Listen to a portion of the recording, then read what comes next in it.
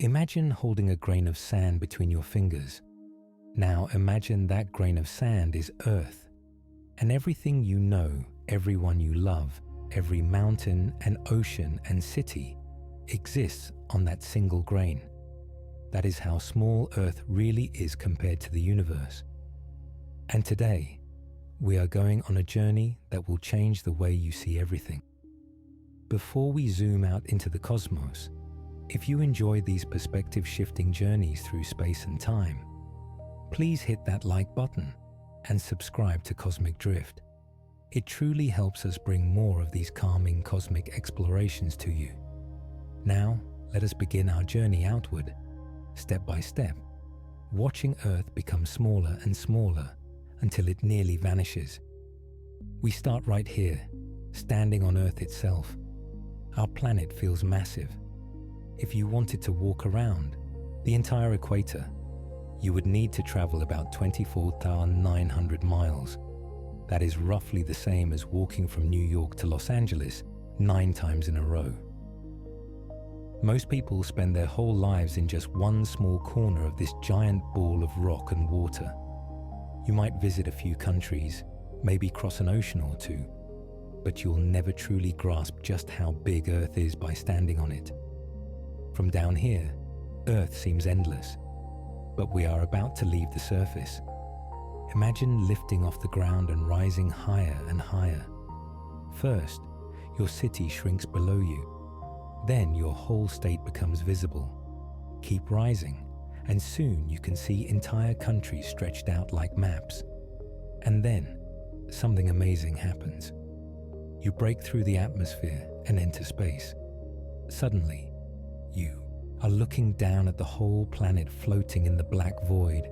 From up here, Earth looks like a beautiful blue and white marble hanging in darkness. You can see the swirling clouds, the vast oceans, the brown and green continents.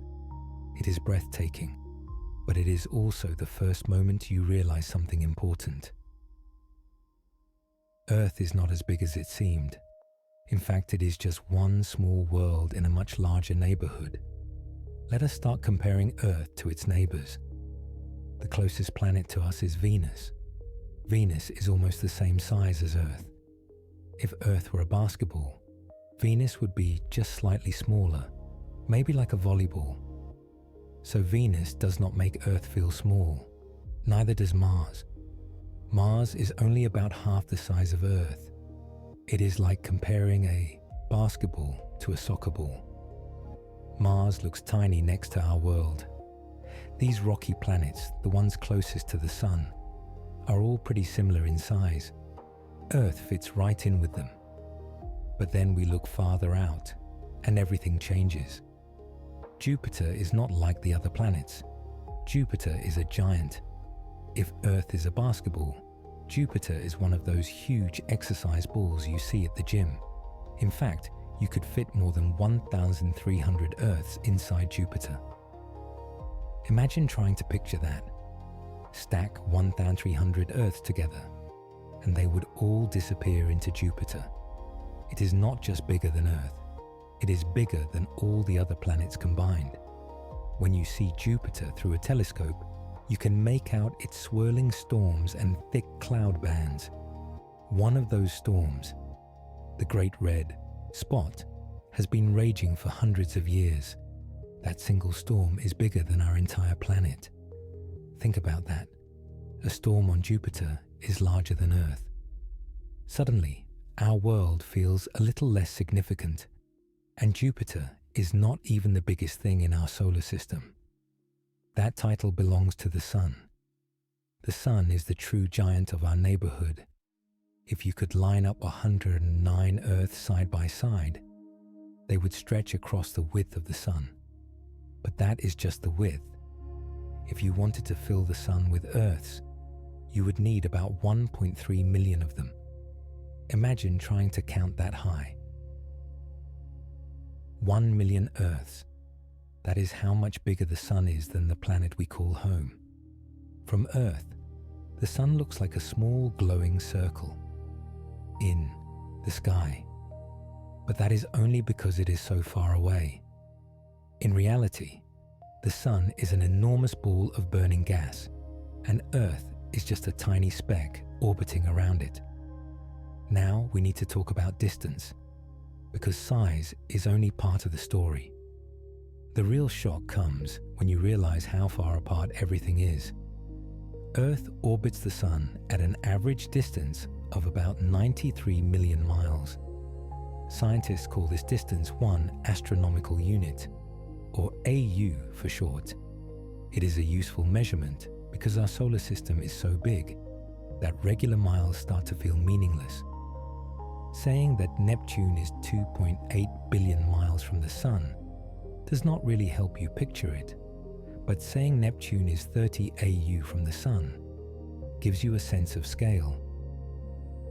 It is 30 times farther from the Sun than we are. Let us think about what that distance means. Light travels at 186,000 miles per second. That is fast enough to circle Earth more than 7 times in 1 second. Yet even at that incredible speed, light from the Sun takes about 8 minutes to reach Earth. So when you step outside and feel the warmth of the Sun on your face, you are actually feeling sunlight that left the Sun 8 minutes ago. If the Sun suddenly disappeared, we would not know it for 8 minutes. We would keep seeing it in the sky, keep feeling its warmth, until that last bit of light reached us. Then everything would go dark. Now imagine traveling to the outer planets at the speed of light. To reach Jupiter, light takes about 43 minutes. To reach Saturn with its beautiful rings, light takes about 80 minutes. To reach Neptune, the farthest true planet in our solar system, light takes more than 4 hours. These distances are almost impossible to comprehend. And remember, light is the fastest thing in the universe. Nothing can move faster. So if you tried to travel to Neptune in a spaceship, it would take decades, even with our best technology. But the solar system does not end at Neptune. Far beyond the orbit of Neptune lies a region called the Kuiper Belt. This is a vast ring of icy objects, leftover pieces from when the solar system first formed billions of years ago. Pluto lives out here, along with thousands of other small frozen worlds. The Kuiper Belt stretches from about 30 AU to 50 AU from the Sun. That means it is 50 times farther from the Sun than we are. Light from the Sun takes almost 7 hours to reach the outer edge of the Kuiper Belt. At this distance, the Sun would no longer look like a bright, warm disk in the sky. It would look like a very bright star, but just a star, and we are still not at the edge. Beyond the Kuiper Belt, even farther out, lies something called the Oort Cloud.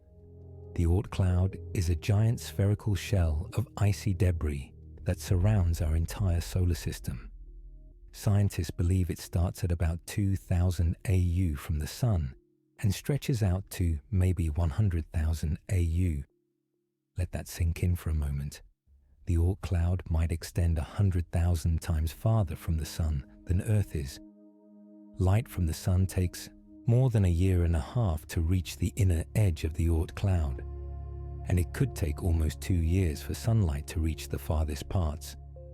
This is the true boundary of our solar system. This is where the Sun's gravity finally becomes too weak to hold on to anything. And the Oort Cloud is almost entirely empty. It is just a few icy rocks scattered across an unimaginably huge volume of space. This is our neighborhood. This is our solar system. A massive bubble of mostly empty space, held together by the gravity of one star.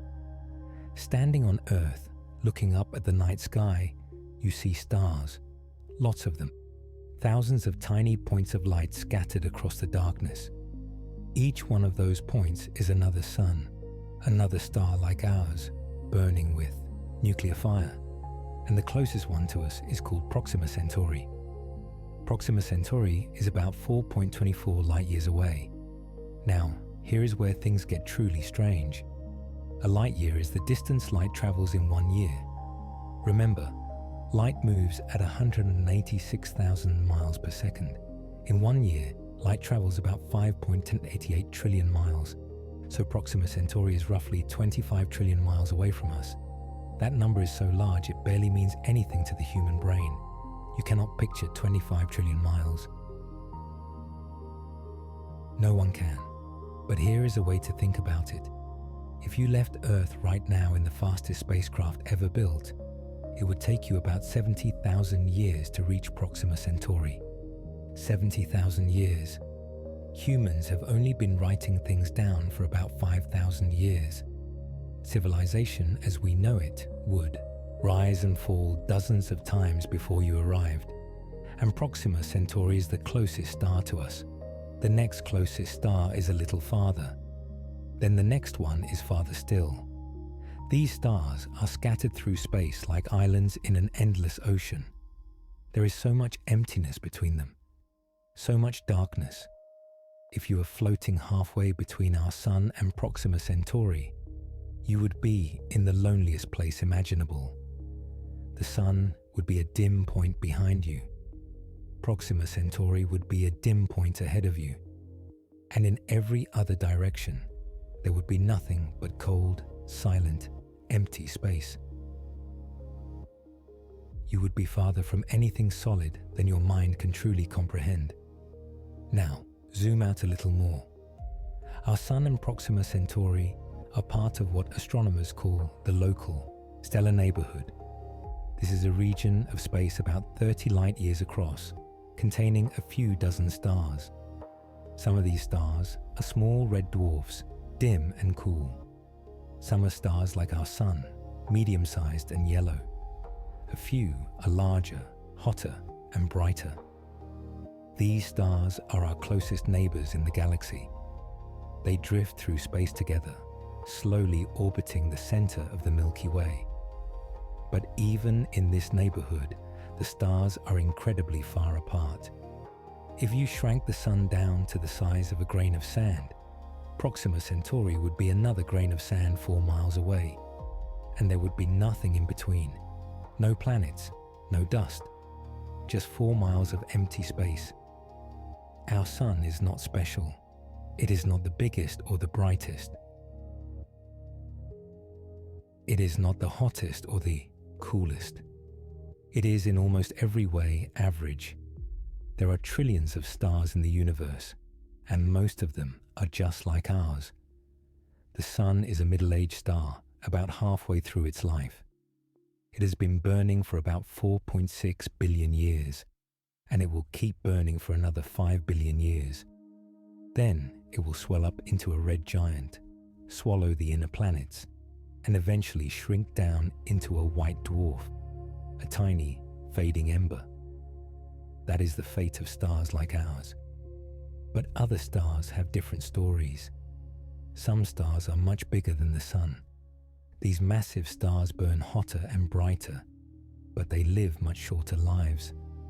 They might only last a few million years before they explode in a supernova, one of the most violent events in the universe. Other stars are much smaller than the Sun. These red dwarfs burn slowly and coolly, and they can last for trillions of years. Some red dwarfs that formed when the universe was young are still burning today, and they will keep burning long after our Sun has died. Now, let us zoom out even more. Our local stellar neighborhood is just one tiny corner of a much larger structure called the Orion Arm. The Orion Arm is a spiral arm of the Milky Way galaxy. Picture a giant pinwheel spinning slowly in space. The Milky Way has several of these spiral arms, curving out from the center like the arms of a whirlpool. Our Sun sits about halfway out along one of these arms. We are not in the center of the galaxy. We are not on the edge either. We are somewhere in the suburbs, a quiet region where not much exciting happens. And that is probably a good thing. The center of the galaxy is crowded and chaotic, full of densely packed stars and intense radiation. life would struggle to survive there. Out here in the Orion Arm, things are calm and stable. There is enough distance between stars that planets can form and life can evolve without being blasted by nearby supernovas or swallowed by black holes. The Milky Way galaxy is home to somewhere between 200 and 400 billion stars. Let that number sit with you for a moment. 200 billion stars. Maybe 400 billion. No one knows the exact number because we cannot see the whole galaxy from where we are. We are inside it, like trying to count all the trees in a forest while standing in the middle of the forest. But we can make estimates based on what we observe, and those estimates tell us that our galaxy is almost unimaginably large. The Milky Way is about 100,000 light-years across. If you tried to travel from one side of the galaxy to the other at the speed of light, it would take you 100,000 years. And remember, nothing can move faster than light.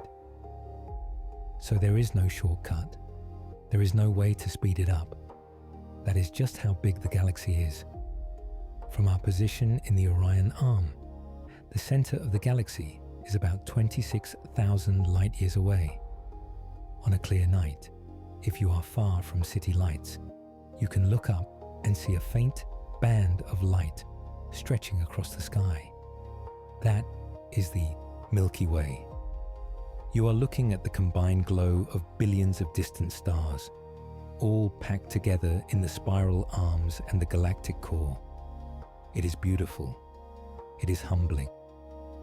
And it is just a tiny fraction of what is actually out there.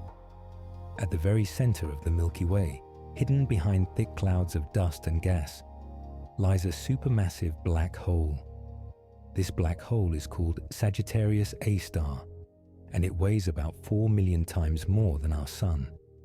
It sits at the gravitational heart of the galaxy, holding everything together. All those billions of stars, including our Sun, are slowly orbiting around it. Our Sun takes about 230 million years to complete one orbit around the galactic center.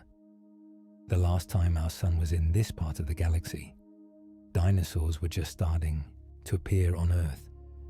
The next time we come back around, who knows what Earth will look like, or if humans will still be here. But here is the thing. The Milky Way is not alone.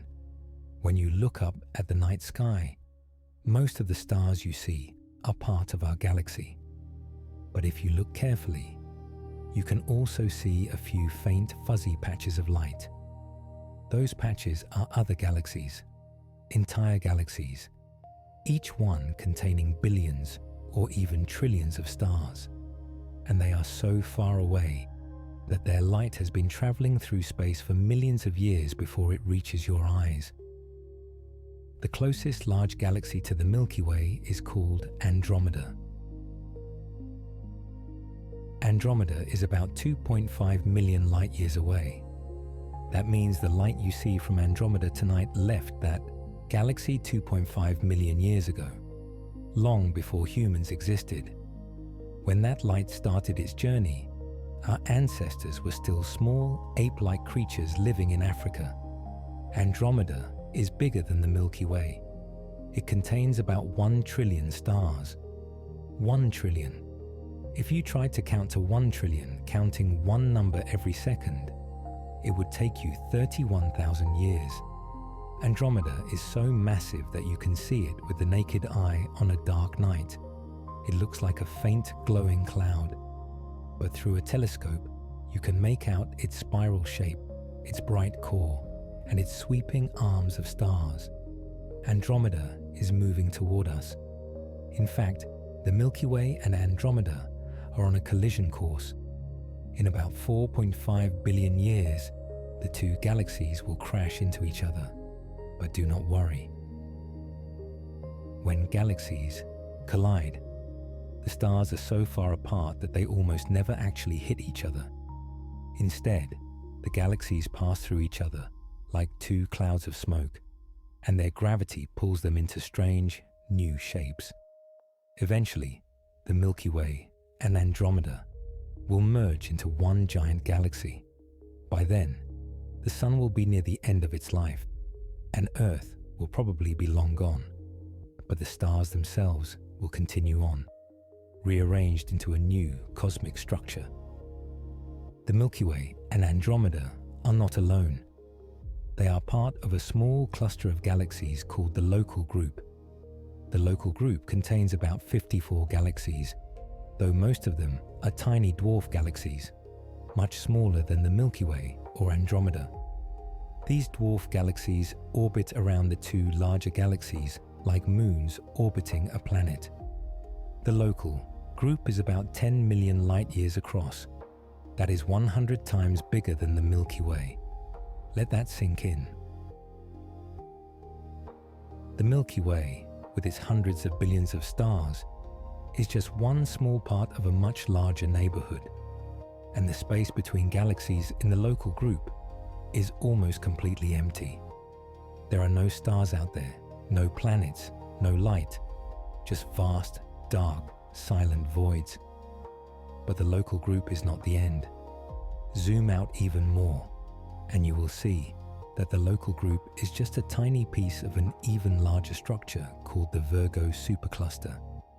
The Virgo supercluster contains about 100 galaxy groups and clusters, with a total of around 47,000 galaxies. 47,000 galaxies, each one containing billions or trillions of stars, each star potentially surrounded by planets. The Virgo supercluster is about 110 million light-years across. From this distance, galaxies start to look like tiny dots. The Milky Way, which seemed so enormous just a moment ago, is now barely visible. It is just one faint speck in a vast web of galaxies, all held together by gravity. The Virgo supercluster is shaped like a flat disk, with most of the galaxies concentrated in the middle. At the heart of the supercluster lies the Virgo cluster, a dense collection of about 1 to 300 galaxies. The gravity from the Virgo cluster is so strong that it pulls on all the other galaxies around it, including our Local Group. We are slowly drifting toward the Virgo cluster, falling into its gravitational well. But this motion is incredibly slow. It will take billions of years for us to get there, and by then, the universe will look very different. Now, here is where things get even stranger. The Virgo supercluster is not the biggest structure in the universe. It is just one small part of an even larger structure called the Laniakea supercluster. Laniakea is a Hawaiian word that means immeasurable heaven, and it is a fitting name. Laniakea contains about 100,000 galaxies, including the Milky Way, Andromeda, and the entire Virgo supercluster. It is about 520 million light-years across. Imagine trying to comprehend that distance. Light, traveling at 186,000 miles per second, would take 520 million years to cross from one side of Laniakea to the other. Our Sun has not even existed for that long. The Sun formed about 4.6 billion years ago, but it will only live for about 10 billion years total. So in the time it takes light to cross Laniakea, entire generations of stars will be born, live, and die. Laniakea is not just a random collection of galaxies. It is a supercluster, which means all the galaxies inside it are connected by gravity and moving together through space. Scientists discovered Laniakea by mapping the motion of galaxies. They found that all the galaxies in this region are flowing toward a single point, like water swirling down a drain. That point is called the Great Attractor. The Great Attractor is a gravitational anomaly, a region of space with so much mass that it pulls everything nearby toward it. No one knows exactly what the Great Attractor is. It might be a massive cluster of galaxies, or it might be something even bigger. But whatever it is powerful enough to pull the entire Laniakea supercluster toward it.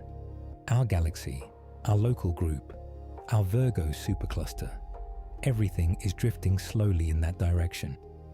We are part of a cosmic river, flowing through space toward a destination we cannot see. But even Laniakea is just one small part of the universe. If you zoom out far enough, you start to see the true structure of the cosmos. Galaxies and superclusters are not scattered randomly through space. Instead, they form a pattern. They cluster together along giant filaments, like beads on a string. These filaments stretch for hundreds of millions of light years, connecting superclusters to each other.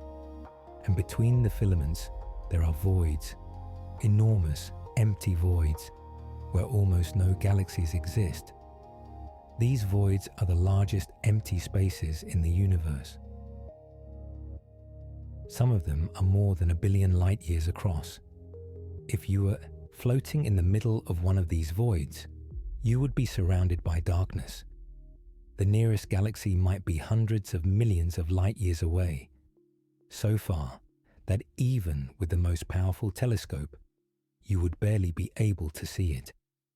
These voids are almost completely empty. There are no stars, no planets, no gas, no dust, just space itself, stretching on forever. This structure, with filaments and voids, is called the cosmic web. From a distance, it looks like a giant three-dimensional spiderweb, with glowing threads of galaxies connected by invisible strands of gravity. The cosmic web is the largest structure in the universe. It is the skeleton of the cosmos, the framework that holds everything together. And it is shaped by forces we are only beginning to understand. One of those forces is dark matter. Dark matter is a mysterious substance that makes up about 27% of the universe. We cannot see it. It does not emit light or heat. It does not interact with regular matter in any way we can detect. But we know it is there because we can see its gravity at work. Dark matter holds galaxies together. Without it, galaxies would fly apart. The stars are moving too fast, and there is not enough visible matter to keep them bound together by gravity. So there must be something else, something invisible, providing the extra gravitational pull. That something is dark matter. Scientists do not know what dark matter is made of. It might be exotic particles that do not interact with light. It might be tiny black holes. Or it might be something else entirely, something we have not even thought of yet. The other major force shaping the universe is dark energy. Dark energy makes up about 68% of the universe. It is even stranger than dark matter. While dark matter pulls things together with gravity, dark energy pushes things apart. It is causing the universe to expand, and not just expand, but accelerate. The farther away a galaxy is, the faster it is moving away from us. Galaxies that are billions of light years away are racing away from us at speeds close to the speed of light, and the space between us and them is stretching, creating more and more distance. This is not because the galaxies are moving through space. It is because space itself is expanding. Imagine drawing dots on a balloon and then inflating the balloon. As the balloon expands, the dots move farther apart, but they are not actually moving across the surface. The surface itself is stretching. That is what is happening with the universe.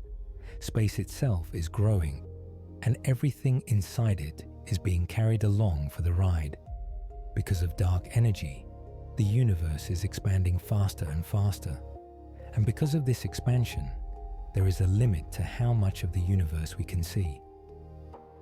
We call this limit the observable universe. The observable universe is everything that we can possibly see from Earth. Everything whose light has had time to reach us since the Big Bang. The Big Bang happened about 13.8 billion years ago. That was the moment when the universe began, when all of space, time, matter, and energy exploded into existence from a single, infinitely dense point. Since then, the universe has been expanding and cooling, and light from distant objects has been traveling through space, trying to reach us.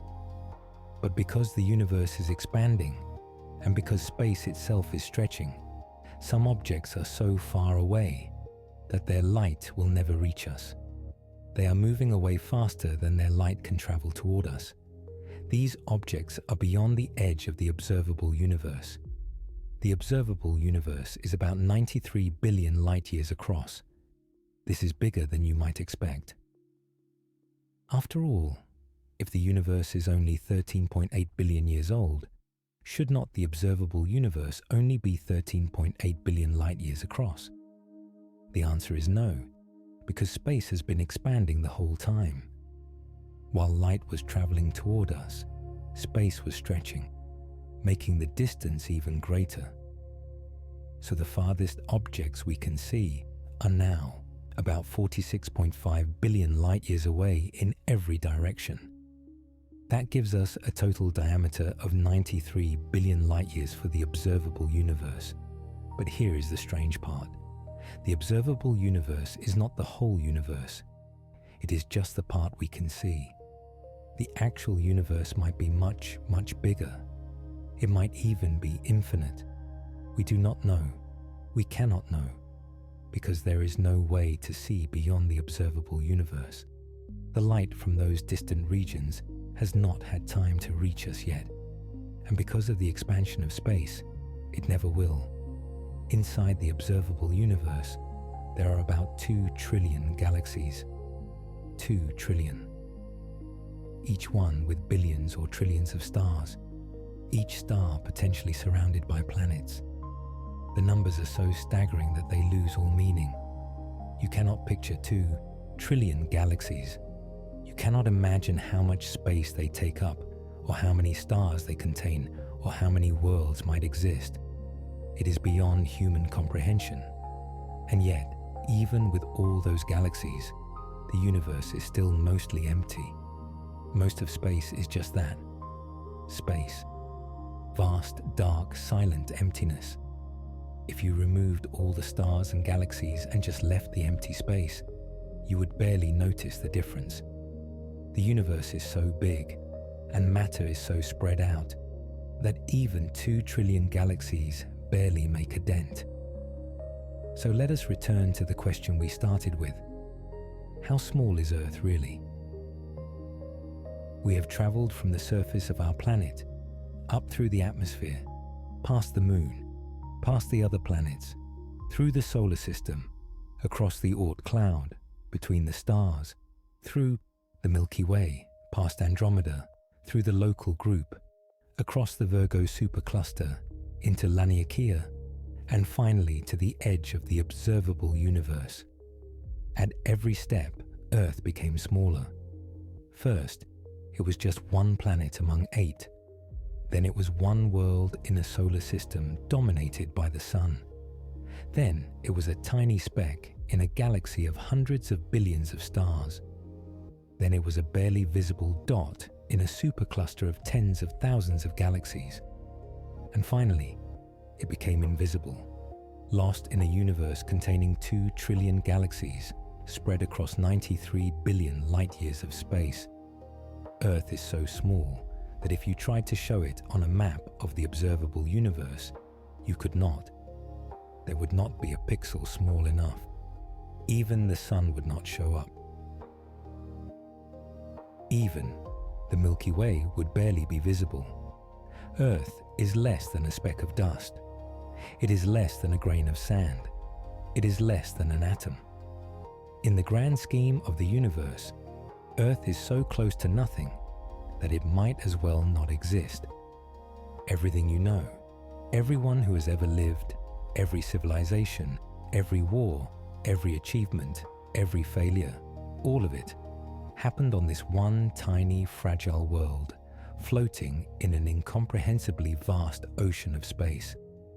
All of human history, from the first Stone Age tools to modern skyscrapers and spacecraft, happened on a world so small that the universe would not even notice if it disappeared. And yet, here is the beautiful part. Despite being so unimaginably small, Earth is also incredibly special. As far as we know, Earth is the only place in the universe where life exists.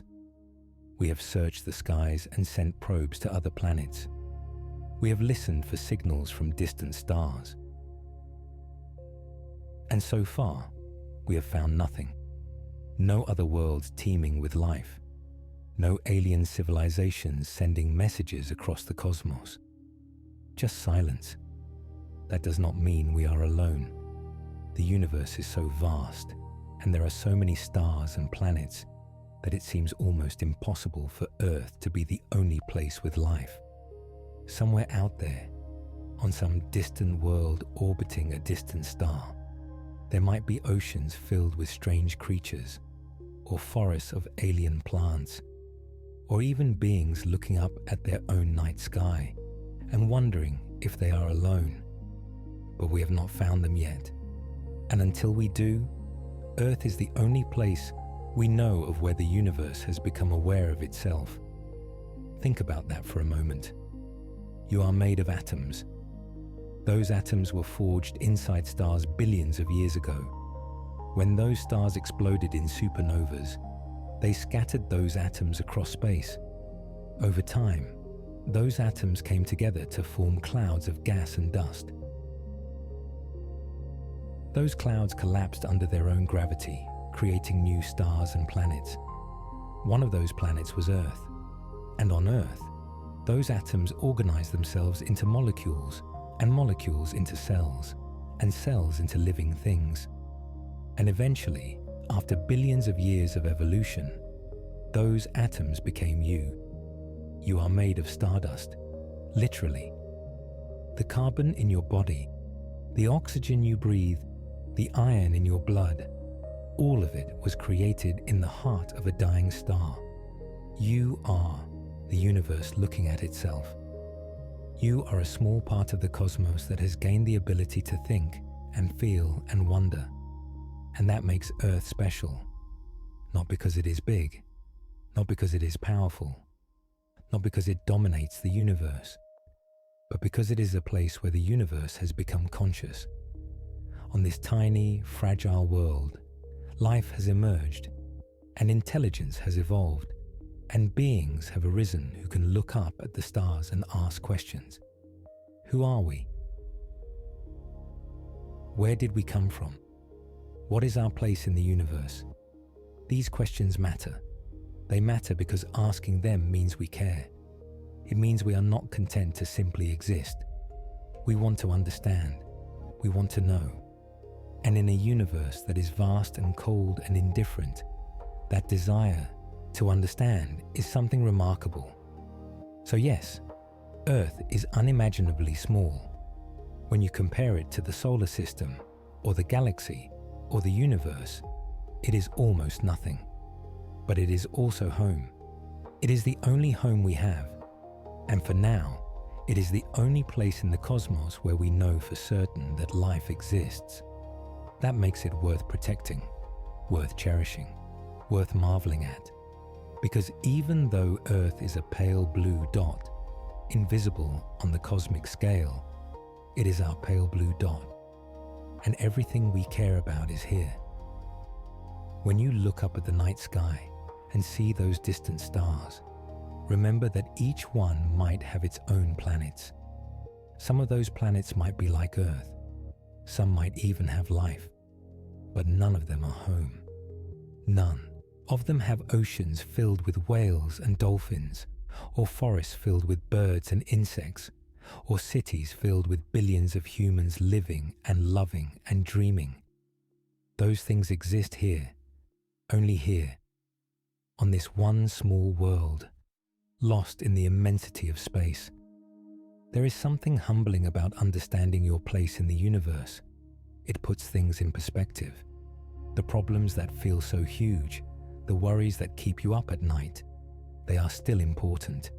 They still matter, but they are also temporary. They are happening on one tiny world, in one brief moment of cosmic time. The universe is 13.8 billion years old. Humans have only existed for about 300,000 years.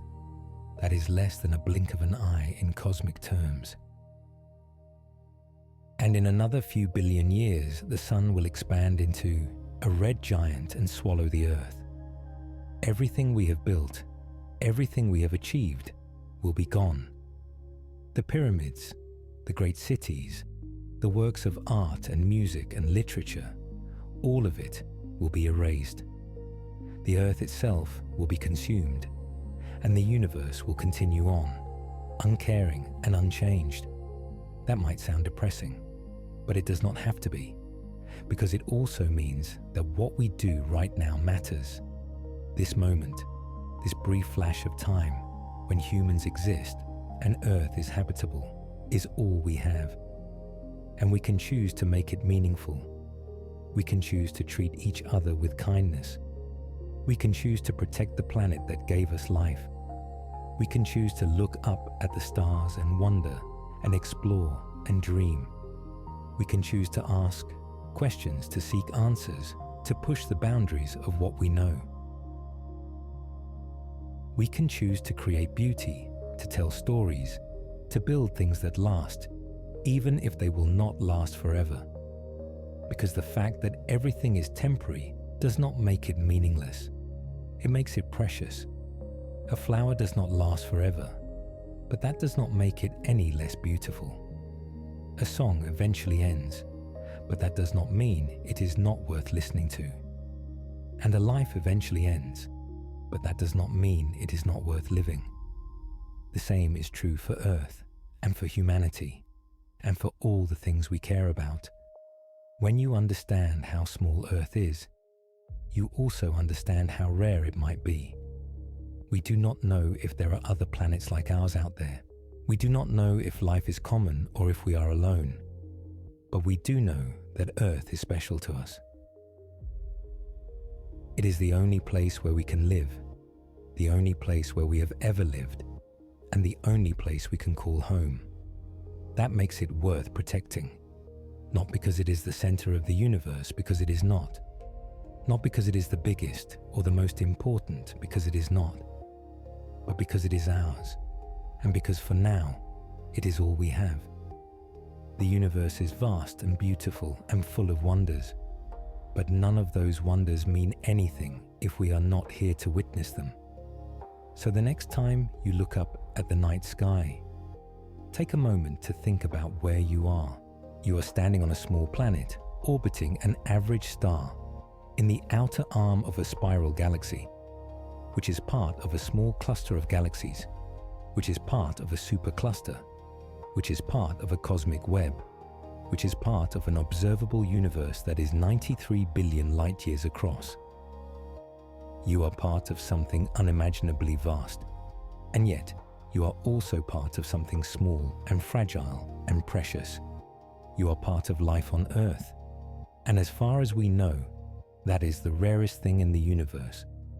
So take care of it, marvel at it, be grateful for it, because even though Earth is a tiny speck in the cosmos, it is also the most important place in your world. It is home, and maybe one day we will venture out into that vast universe. Maybe we will build ships that can travel between the stars. Maybe we will find other worlds, other forms of life, other civilizations that have also looked up at their skies and wondered if they were alone. Maybe we will spread out across the galaxy and then across the universe, carrying the light of Earth with us into the darkness. Or maybe we will stay here, on this one small world, living our lives and telling our stories and gazing up at the stars, content to wonder. Either way, we will still be part of the universe. We will still be made of stardust, and we will still be part of the incredible, ongoing story of the cosmos.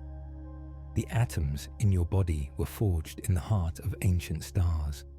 Those stars lived for millions or billions of years, burning bright in the darkness before finally exhausting their fuel and exploding. When they exploded, they released everything they had created, all the heavy elements like carbon and oxygen and iron, out into space. Those elements drifted through the galaxy for eons, slowly coming together into new clouds of gas and dust. And eventually, one of those clouds collapsed and formed our sun and the planets and Earth.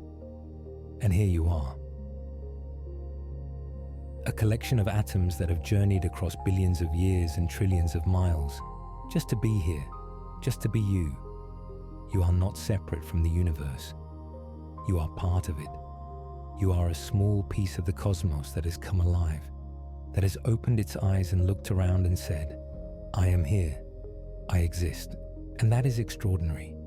Think about all the unlikely events that had to happen for you to exist. The universe had to begin. Stars had to form and explode. The solar system had to coalesce from a cloud of gas and dust. Earth had to form at just the right distance from the sun, not too hot and not too cold. Water had to cover most of the surface. An atmosphere had to develop. Life had to emerge from the primordial oceans. Simple cells had to evolve into complex organisms. Fish had to crawl onto land. Dinosaurs had to live and die. Mammals had to survive and thrive. Humans had to evolve. Your ancestors had to survive countless dangers, wars, famines, plagues. And finally, your parents had to meet and have you. Every single one of those events was necessary for you to be here right now, reading these words, thinking these thoughts. If any one of them had gone differently, you would not exist. And yet, here you are, against all odds. That makes you a miracle.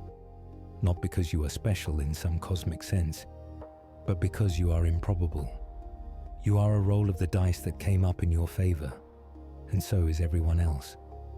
Every person you have ever met, every stranger you have passed on the street, they are all miracles too. They are all collections of stardust that have somehow come together just for a brief moment to live and breathe and think. And that is beautiful, but it is also fragile. Life on Earth has faced extinctions before. Asteroid impacts, volcanic eruptions, ice ages, all of these have wiped out countless species.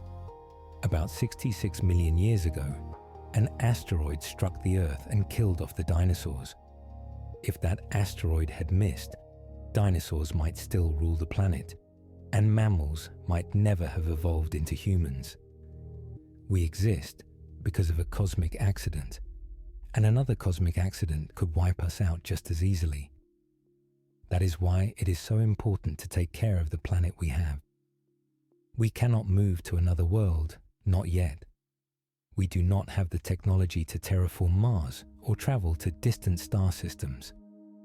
Earth is our only home, and if we ruin it, if we poison the oceans and burn the forests and fill the atmosphere with pollutants, we will have nowhere else to go.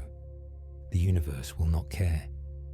It will keep spinning, keep expanding, keep creating new stars and galaxies, but we will be gone. And all the things we created, all the art and music and stories, all the love and laughter and joy, all of it will disappear. That would be a tragedy, not because it matters to the universe, but because it matters to us. Understanding the scale of the universe can make you feel insignificant, and in some ways, you are. The universe is so vast, and you are so small, that your existence barely registers on the cosmic scale.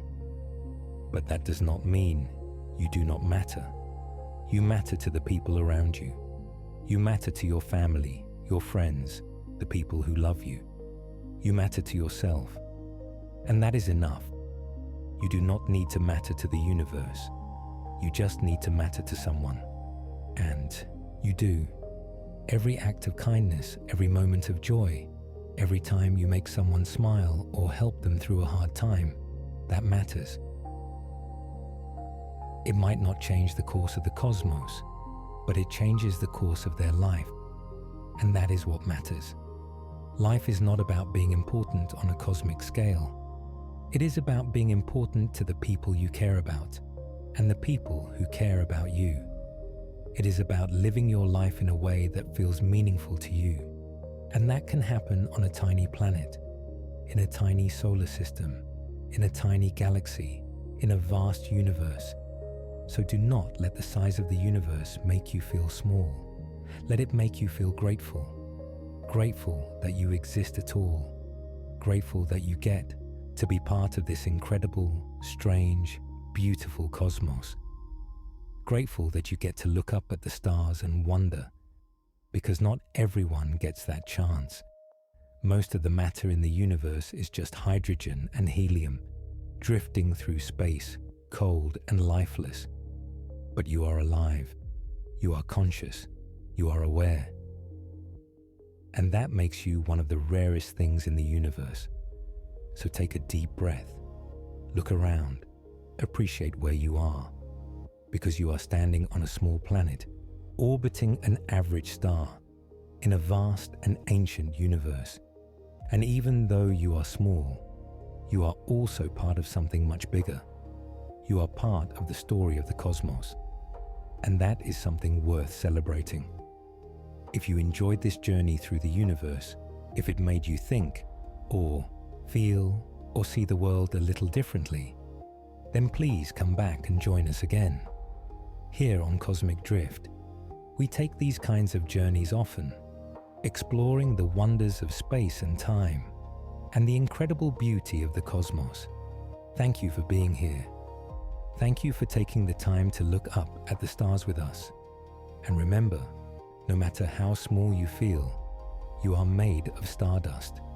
You are part of the universe, and that makes you extraordinary. Let us think more deeply about what distance really means when we talk about space. When you drive to a nearby city, maybe 50 miles away, that distance feels real. You can picture it. You have probably driven that far before. You know how long it takes. You can see the road ahead of you, watch the mile markers tick by, and eventually arrive at your destination. Distance, in that context, makes sense. But space does not work that way. The distances in space are so enormous that they stop feeling real. Your brain cannot process them. They become just numbers, just abstract concepts. And yet, those distances are real. They exist, and they shape everything about how the universe works. Let us start with the Moon. The Moon is Earth's only natural satellite, a grey ball of rock about 1/4 the size of Earth. It orbits us at an average distance of about 238,900 miles. That is close enough that we have sent people there. Between 1969 and 1972, 12 astronauts walked on the lunar surface. They traveled for about 3 days to get there, orbiting Earth, firing rockets to break free of Earth's gravity, coasting through empty space, and then firing rockets again to slow down and enter lunar orbit. It was one of the greatest achievements in human history. And yet, the Moon is right next door in cosmic terms. If you could drive to the Moon at highway speeds, going 60 miles per hour without ever stopping, it would take you about 166 days to get there. That is more than 5 months of non-stop driving. And that is just to reach our nearest neighbor in space. Now think about Mars. Mars is the planet that many people dream of visiting someday. It is the most Earth-like planet in the solar system. It has polar ice caps, seasons, mountains, and canyons. NASA has sent rovers to explore its surface, and there are plans to send humans there within the next few decades. But Mars is much farther away than the Moon. At its closest approach to Earth, Mars is about 34 million miles away. At its farthest, it is about 250 million miles away. This distance changes because both Earth and Mars are orbiting the Sun, and their orbits bring them closer together and farther apart over time. When scientists plan a mission to Mars, they have to wait for the right moment, when the two planets are aligned just right. Even then, It takes about 7 months for a spacecraft to travel from Earth to Mars. 7 months in a cramped metal capsule, hurtling through the void, with no way to turn back. And that is assuming everything goes perfectly. If something breaks, if there is a medical emergency, there is no help coming. You are on your own. That is the reality of space travel. The distances are so great that even our closest planetary neighbors feel impossibly far away. Now let us talk about the Sun. The Sun is much, much farther away than Mars. We orbit the Sun at a distance of about 93 million miles. This distance is so useful for measuring things in our solar system that astronomers gave it a special name, the astronomical unit. 1 AU equals 93 million miles. It is a convenient way to describe distances without having to write out huge numbers every time. For example, Mars orbits at about 1.5 AU from the Sun. Jupiter orbits at about 5.2 AU. Saturn is at 9.5 AU. Neptune, the farthest planet, is at 30 AU. These numbers are easier to work with than saying Neptune is 2.8 billion miles from the Sun. But here is the thing. Even 1 AU is an almost incomprehensible distance. Light, which is the fastest thing in the universe, takes 8 minutes and 20 seconds to travel from the Sun to Earth. That means if you could somehow hitch a ride on a beam of sunlight, you would spend more than 8 minutes traveling through empty space before you reached Earth. And here is something strange to think about. When you look up at the Sun, you are not seeing it as it is right now. You are seeing it as it was 8 minutes ago. The light you are looking at left the Sun 8 minutes in the past, traveled across 93 million miles of space, and finally reached your eyes. In a sense, you are looking back in time. This is true for everything you see in space. When you look at the stars at night, you are not seeing them as they are now. You are seeing them as they were years, decades, or even centuries ago. Some of the stars you see might not even exist anymore. They might have exploded or faded away, but their light is still traveling through space, and it will not reach us for many more years. The farther away something is, the farther back in time you are looking. This is one of the strange consequences of the speed of light. Light is fast, but space is so vast that even light takes time to cross it. And that means when we look out into the universe, we are also looking into the past. Now, think about traveling to the outer planets. Jupiter, the giant of our solar system, orbits at about 5.2 AU from the Sun. That is 484 million miles. Light from the Sun takes about 43 minutes to reach Jupiter. If you were standing on one of Jupiter's moons, looking up at the Sun, you would be seeing it as it was 43 minutes ago. And if you wanted to travel to Jupiter in a spacecraft, it would take years. The fastest spacecraft ever built, NASA's New Horizons probe, took about 13 months to reach Jupiter. And that was just a flyby. It did not stop. It did not orbit. It just flew past, taking pictures and gathering data, and then continued on into the outer solar system. A mission that wanted to orbit Jupiter and send back detailed information would take much longer. And if you wanted to send humans to Jupiter, the journey would be even more difficult. You would need enough food, water, and oxygen for the crew to survive several years in space. You would need shielding to protect them from radiation. You would need systems to keep the spacecraft functioning for the entire journey. And even then, there is no guarantee that everything would work. Space is unforgiving. One small mistake, one equipment failure, and the mission could be over. Saturn is even farther.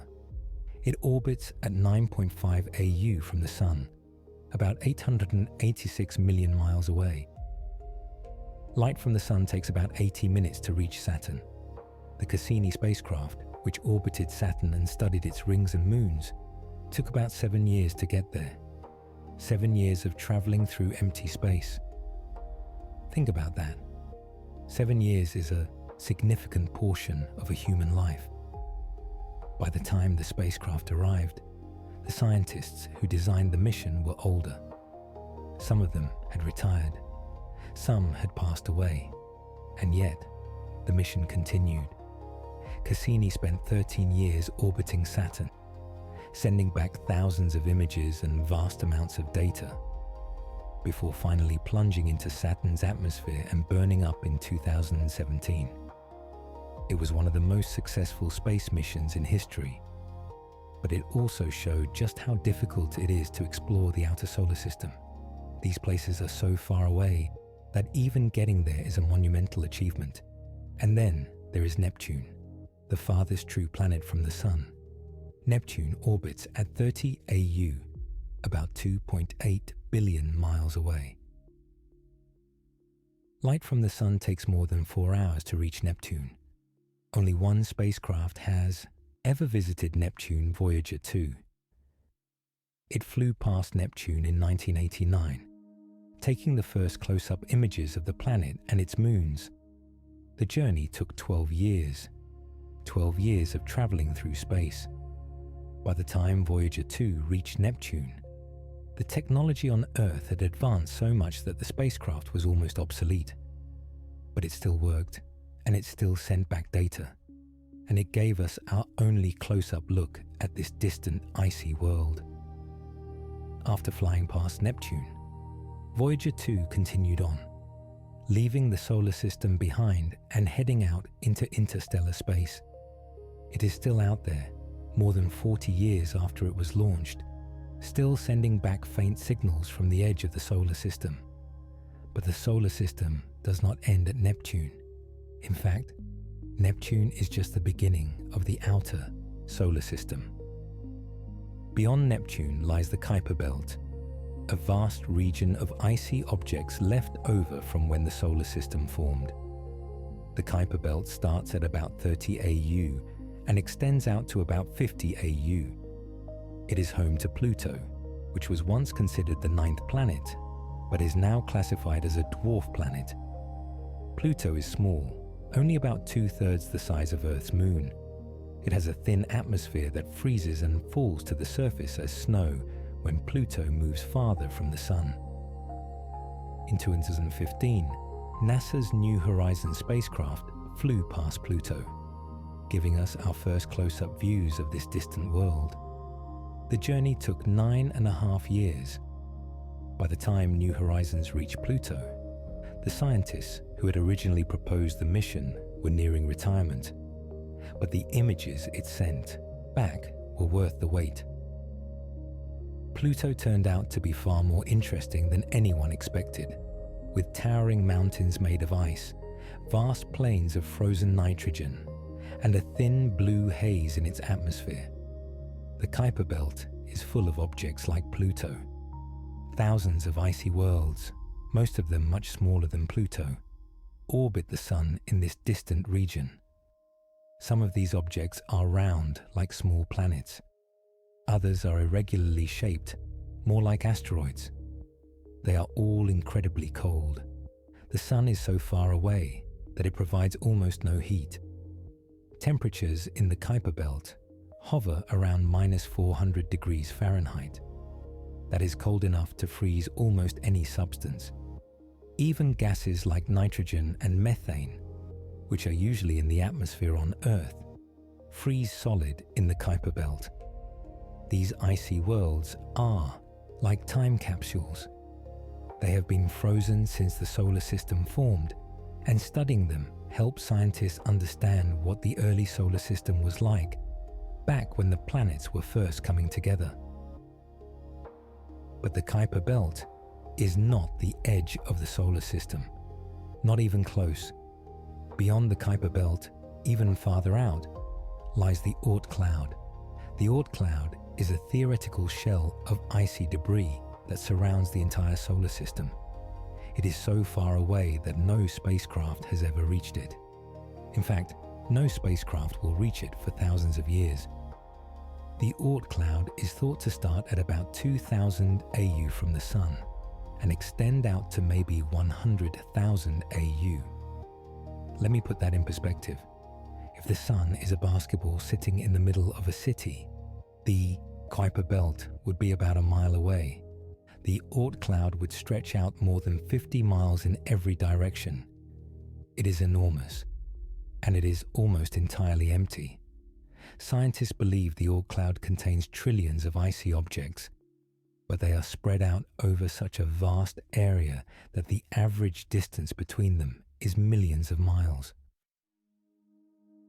If you were somehow standing in the Oort Cloud, you would not see anything around you, just darkness.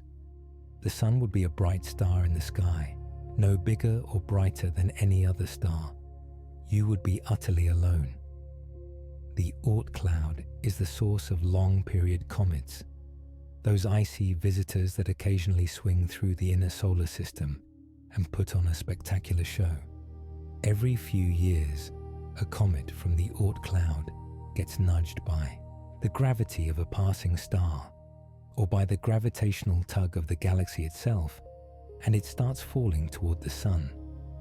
It takes thousands or even millions of years for the comet to make the journey, but eventually it enters the inner solar system, where the Sun's heat causes the ice to vaporize, creating a glowing tail that can stretch for millions of miles.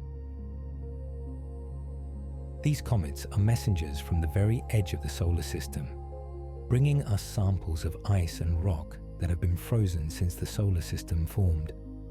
When we study comets, we are looking at material that is more than 4.5 billion years old. So the solar system is vast. It is not just the 8 planets orbiting the Sun.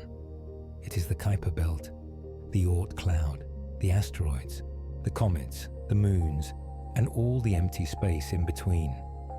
And all of this, everything from the Sun to the farthest edge of the Oort Cloud, is held together by the Sun's gravity. The Sun is so massive that its gravitational pull reaches out across trillions of miles, keeping everything in orbit. But even the Sun's gravity has limits. At the very edge of the Oort Cloud, the Sun's gravity is so weak that it barely holds onto the icy objects there.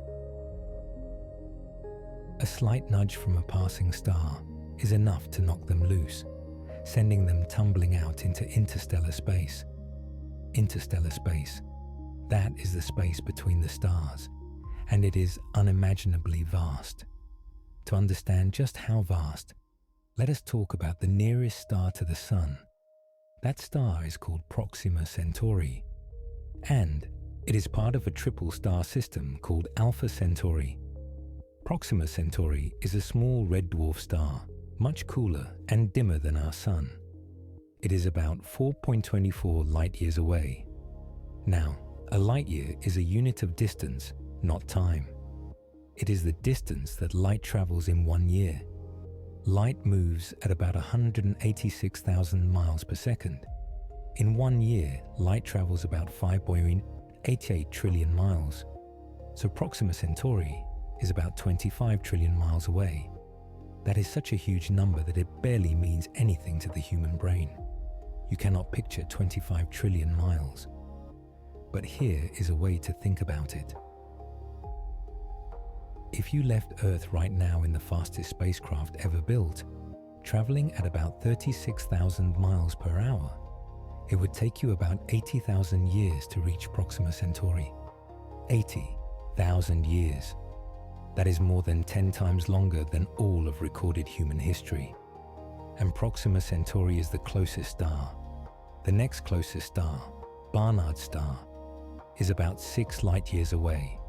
The next one after that is a bit farther, and so on. The stars in our galaxy are scattered across vast distances, separated by gulfs of empty space that are almost impossible to comprehend. If you were somehow floating halfway between the Sun and Proxima Centauri, you would be 2 light-years from the nearest star in any direction.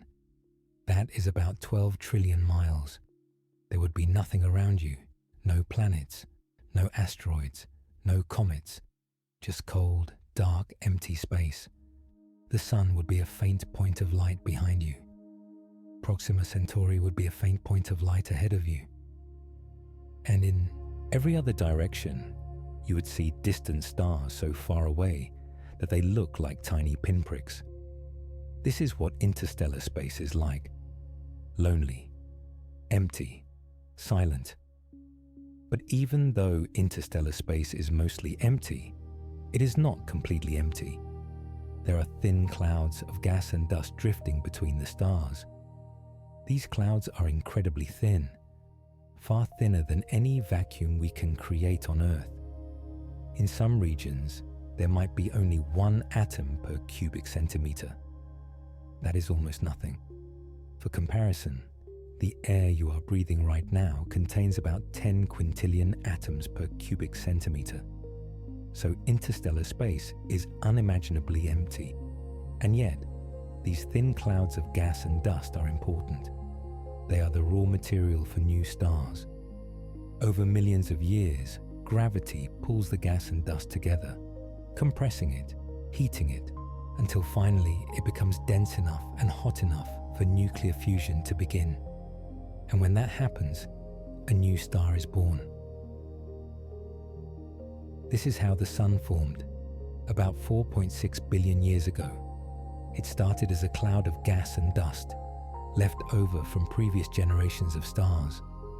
That cloud collapsed under its own gravity, and as it collapsed, it started to spin. The spinning caused it to flatten into a disk, with most of the mass concentrated in the center.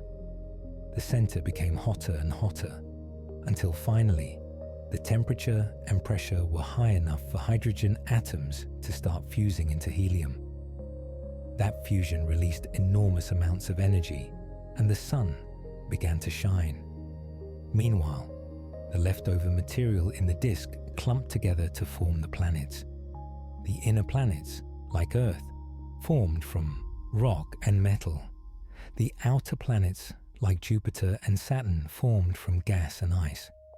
And here we are, 4.6 billion years later, living on one of those planets, looking up at the star that gave us life.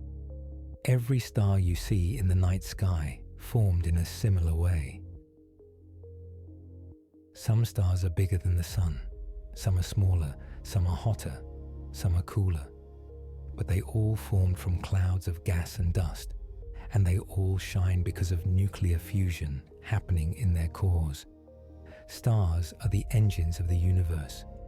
They take simple elements like hydrogen and helium and fuse them into heavier elements like carbon, oxygen, and iron.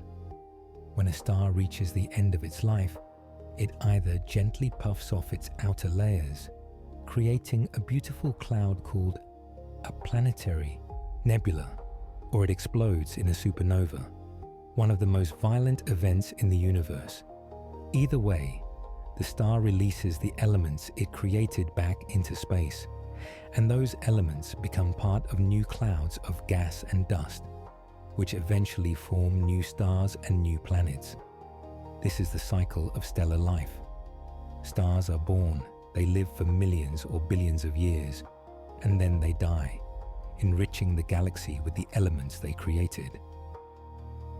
We are part of that cycle. The atoms in your body were created inside stars. You are literally made of stardust.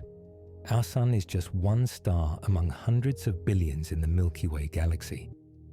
The Milky Way is a spiral galaxy, which means it has a flat, disc-like shape with spiral arms curving out from the center. If you could look at the Milky Way from above, it would look like a giant pinwheel, slowly rotating. Our sun is located about halfway out from the center, in one of the spiral arms called the Orion Arm. The Milky Way is about 100,000 light-years across. That means if you tried to travel from one side of the galaxy to the other at the speed of light, it would take you 100,000 years. And remember, nothing can travel faster than light, so there is no shortcut. That is just how big the galaxy is. The Milky Way contains between 200 and 400 billion stars. The exact number is hard to pin down because we cannot see the whole galaxy from where we are. We are inside it, like trying to count all the trees in a forest while standing in the middle of the forest. But based on what we can see, and based on observations of other galaxies, scientists estimate that the Milky Way has at least 200 billion stars, and maybe as many as 400 billion. Each one of those stars is a sun, burning with nuclear fire, potentially surrounded by planets. And some of those planets might be like Earth. Some might even have life. Scientists have discovered thousands of planets orbiting other stars. These planets are called exoplanets, and they come in all shapes and sizes. Some are gas giants, even bigger than Jupiter. Some are rocky worlds, similar to Earth. Some orbit close to their stars, where temperatures are hot enough to melt metal. Others orbit far away, in the cold outer regions of their star systems. And just a few orbit in what scientists call the habitable zone. The habitable zone is the region around a star where temperatures are just right for liquid water to exist on a planet's surface. Liquid water is essential for life as we know it. So planets in the habitable zone are the best places to look for alien life. We have found dozens of potentially habitable exoplanets so far, but we do not know if any of them actually have life. We can detect the planets by watching for the tiny dip in a star's brightness when a planet passes in front of it. But we cannot see the planets directly. They are too far away, and they are too dim compared to their stars. All we can do is study their atmospheres, looking for chemical signatures that might indicate life, like oxygen or methane. So far, we have not found any conclusive evidence, but the search continues. The center of the Milky Way is a very different place from where we live. The center is crowded and chaotic. Stars are packed much closer together there, sometimes only a few light days or light weeks apart, instead of the light years that separate stars in our neighborhood. The center also contains enormous clouds of gas and dust, where new stars are constantly being born. And at the very heart of the galaxy, hidden behind all that gas and dust, lies a supermassive black hole. This black hole is called Sagittarius A star, or Sagittarius A asterisk for short. It weighs about 4 million times more than the Sun. That might sound like a lot, but in the grand scheme of the galaxy, it is actually quite small. Other galaxies have black holes that weigh billions of times more than the Sun. Still, Sagittarius A star is massive enough to hold the entire galaxy together. All the stars in the Milky Way, including our Sun, are orbiting around it. Our Sun takes about 230 million years to complete one orbit. The last time the Sun was in this part of the galaxy, dinosaurs were just starting to walk the Earth. The next time we come around, Earth might be a very different place. Black holes are strange objects. They form when a massive star runs out of fuel and collapses under its own gravity. The collapse is so extreme that all the star's mass gets compressed into a single point, called a singularity.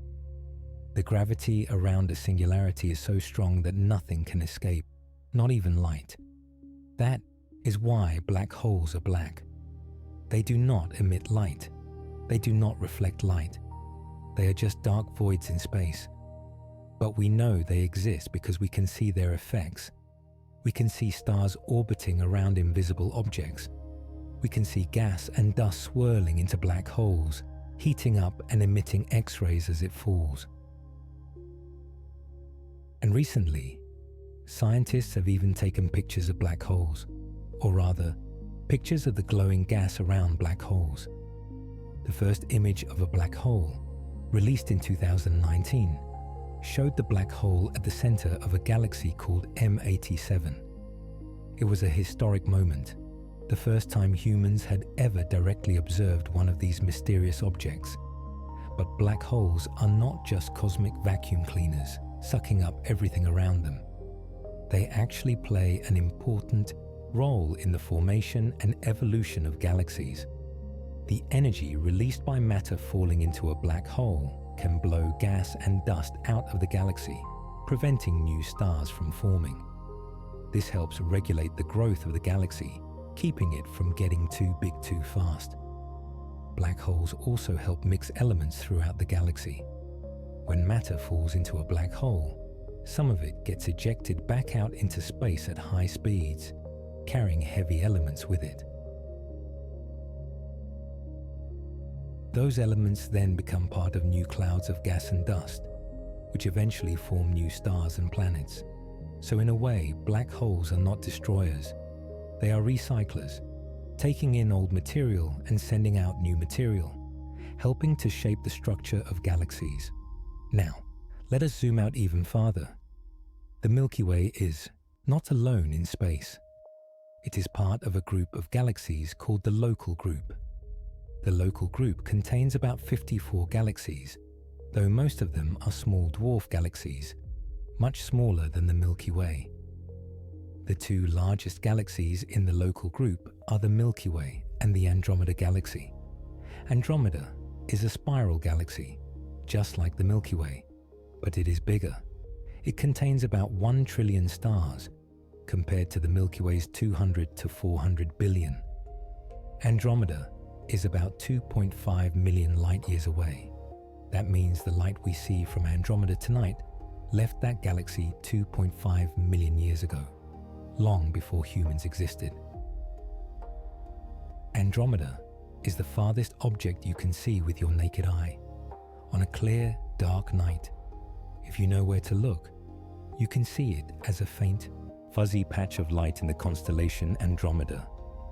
What you are seeing is the combined glow of 1 trillion stars, all so far away that they blend together into a single smudge. It is humbling to think about. You are looking at an entire galaxy, a structure containing trillions of stars and countless planets, and it is so far away that it looks like a faint cloud. And yet, Andromeda is also on a collision course with the Milky Way. The two galaxies are moving toward each other at about 250,000 miles per hour. In about 4.5 billion years, they will collide. But do not worry. When galaxies collide, the stars are so far apart that they almost never actually hit each other. Instead, the galaxies pass through each other, and their gravitational forces pull them into strange, distorted shapes. Aberdeen, eventually, the Milky Way and Andromeda will merge into a single, giant galaxy.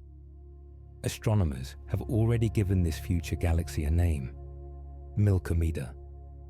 By the time Milkomeda forms, the Sun will be nearing the end of its life, and Earth will probably be uninhabitable. But the stars themselves will continue on, rearranged into a new configuration, orbiting a new galactic center. The Local Group is about 10 million light-years across. That is 100 times bigger than the Milky Way. And yet, on the cosmic scale, the Local Group is tiny. It is just one small cluster of galaxies in a much larger structure.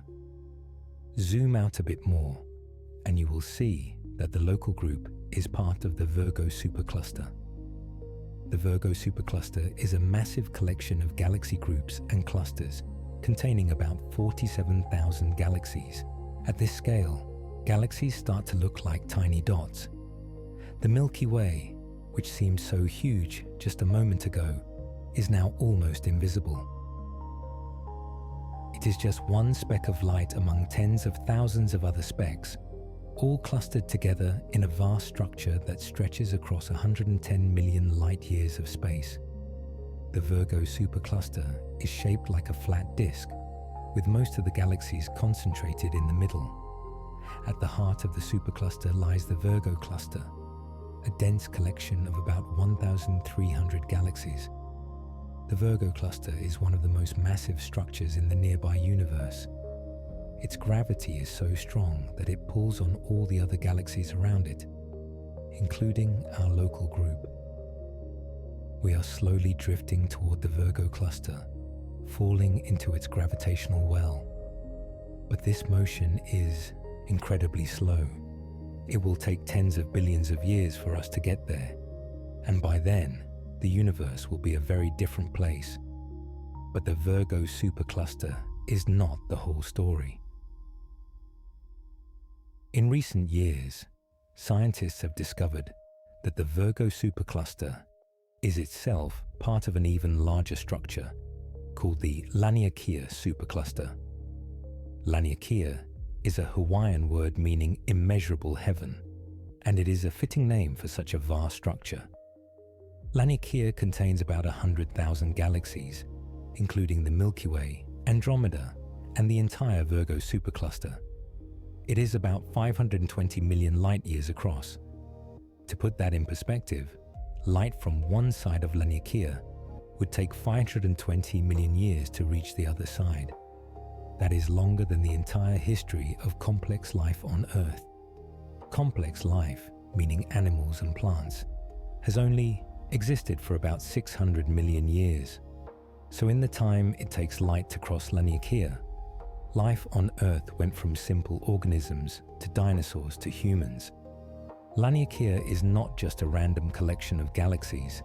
It is a supercluster, which means all the galaxies inside it are gravitationally bound and moving together through space. Scientists discovered Laniakea by mapping the motion of thousands of galaxies. They found that all the galaxies in this region are flowing toward a single point, like water swirling down a drain. That point is called the Great Attractor. The Great Attractor is a gravitational anomaly, a region of space with so much mass that it pulls everything nearby toward it. No one knows exactly what the Great Attractor is. It might be a massive cluster of galaxies, or it might be something even bigger, like a supercluster of superclusters. But whatever it is powerful enough to pull the entire Laniakea supercluster toward it. Our galaxy, our local group, our Virgo supercluster, everything is drifting slowly in that direction, pulled by a force we cannot fully see or understand. This motion is not something you can feel. You are not being pulled toward the Great Attractor.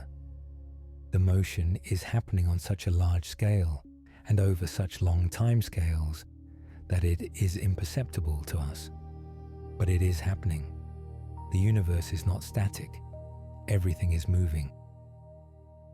Galaxies are rotating, stars are orbiting, planets are circling their stars, and on the larger scales, superclusters are flowing through space, pulled by invisible currents of gravity and dark matter. Dark matter is one of the great mysteries of modern science. We know it exists because we can see its gravitational effects. Galaxies are rotating too fast. Based on the amount of visible matter in a galaxy, stars should fly off into space, but they do not. Something is holding them together. That something is dark matter. Dark matter makes up about 27% of the universe. It does not emit light. It does not absorb light. It does not interact with regular matter in any way we can detect, except through gravity, so we cannot see it directly. We can only infer its presence by watching how it affects visible matter. Scientists have proposed many theories about what dark matter is.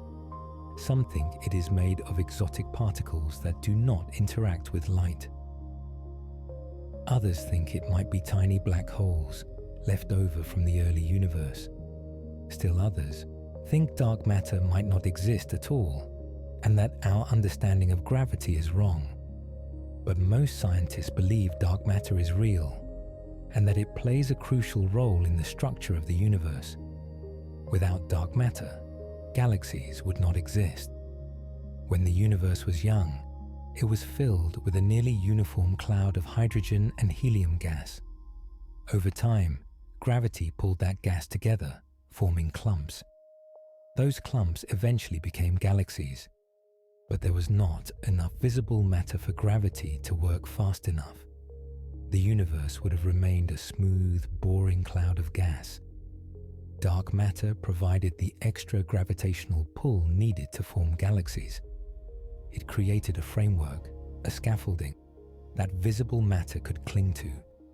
So in a sense, we owe our existence to dark matter.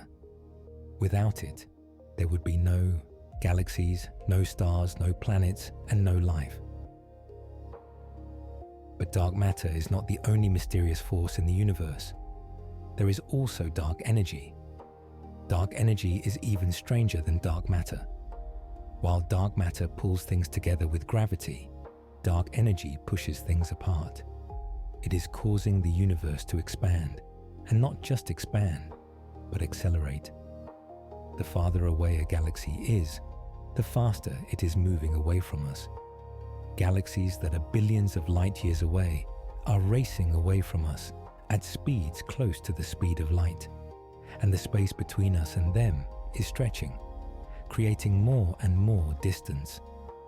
This expansion is not happening because galaxies are moving through space. It is happening because space itself is expanding. Imagine drawing dots on a balloon and then inflating the balloon. As the balloon expands, the dots move farther apart, but they are not moving across the surface of the balloon. The surface itself is stretching. That is what is happening with the universe. Space itself is growing, carrying galaxies along for the ride. Dark energy makes up about 68% of the universe. That means more than 2/3 of the universe is made of something we do not understand. We do not know what dark energy is. We do not know where it comes from. We do not know why it exists. All we know is that it is real, and it is making the universe expand faster and faster. Scientists discovered dark energy in the late 1990s when they were studying distant supernovas. They expected to find that the expansion of the universe was slowing down because gravity should be pulling everything back together. But instead, they found the opposite. The expansion was speeding up. This was a shocking discovery, and it earned the researchers a Nobel Prize. But it also left us with a profound mystery. What is dark energy? How does it work? And what will happen to the universe as it continues to expand? One possibility is that the universe will keep expanding forever. Galaxies will move farther and farther apart until eventually they are so far away that their light can no longer reach us. The night sky will become darker and darker as more and more galaxies disappear beyond the horizon. Eventually, the only galaxies we will be able to see will be the ones in our local group, and even those will merge together over time. After trillions of years, all the stars will burn out. The universe will become a cold, dark, empty place, filled with dead stars and black holes. This is called the heat death of the universe, and it is the most likely fate based on what we currently know. But there are other possibilities. Some scientists think dark energy might change over time. Maybe it will weaken, allowing the universe to stop expanding and start contracting. In that case, the universe would eventually collapse back in on itself in an event called the Big Crunch. All the galaxies, all the stars, all the matter in the universe would come rushing back together, compressed into a single, infinitely dense point, just like the one the universe started from. And maybe, after the Big Crunch, there would be another Big Bang, and the whole process would start over again. This is called the cyclic model of the universe, and it is an intriguing idea, though there is no evidence for it. Or maybe dark energy will get stronger. If that happens, the expansion of the universe will accelerate faster and faster, until eventually it is expanding so fast that even atoms get torn apart. This is called the Big Rip, and it is a terrifying thought. In a Big Rip scenario, galaxies would be ripped apart first, then stars, then planets, then molecules, then atoms, and finally, even the fabric of space and time itself would be torn to shreds. The universe would end in a violent, chaotic explosion, destroying everything that exists. Fortunately, most scientists do not think the Big Rip is likely, but it is a reminder of just how much we still do not know about the universe. For now, all we can do is observe and measure. We cannot control the universe. We cannot change its fate. All we can do is try to understand it. And in trying to understand it, we learn something profound about our place in the cosmos. We are tiny. We are insignificant on the cosmic scale. But we are also part of something much larger. We are part of a universe that is 13.8 billion years old, 93 billion light years across, and filled with 2 trillion galaxies. We are part of a universe governed by laws we are still trying to figure out, shaped by forces we are still trying to understand. And that is beautiful, because it means there is always more to learn. There is always another question to ask, another mystery to solve, another discovery waiting just over the horizon. Let us talk about the structure of the universe on the larger scales. If you could somehow step outside the observable universe and look down at it, you would see something astonishing. The universe is not uniform. It is not a smooth, even distribution of galaxies. Instead, it has structure. Galaxies are not scattered randomly through space. They cluster together in groups and superclusters, and those clusters are arranged along vast filaments, like beads on a string. These filaments stretch for hundreds of millions of light years, connecting superclusters to each other. And between the filaments, there are voids, enormous, empty voids, where almost no galaxies exist. This structure is called the cosmic web, and it is the largest known structure in the universe. From a distance, it looks like a giant 3-dimensional spider web, with glowing threads of galaxies connected by invisible strands of dark matter. The cosmic web formed over billions of years, shaped by the gravitational pull of dark matter. In the early universe, matter was spread out almost uniformly, but there were tiny fluctuations, tiny differences in density. In some regions, there was slightly more matter than average.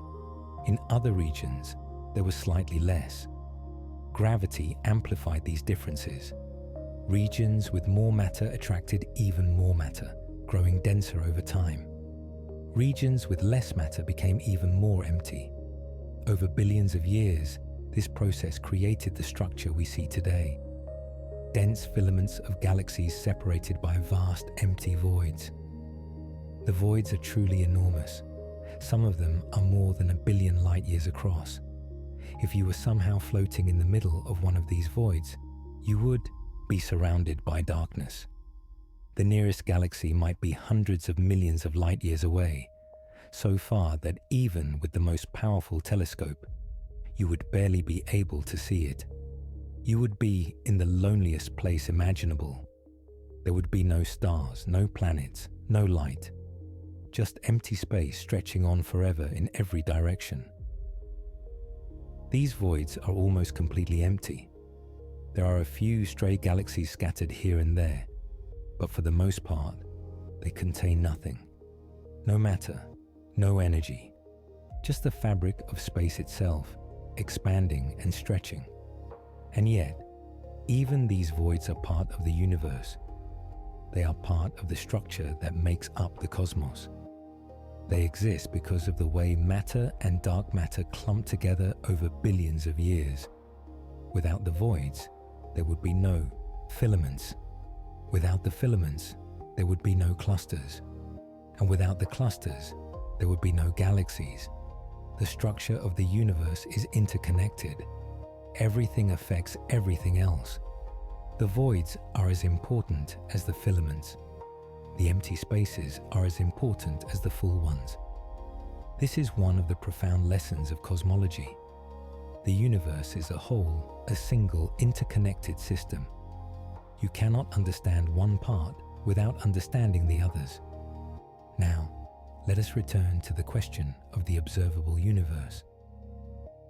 We have talked about how big it is, about 93 billion light years across.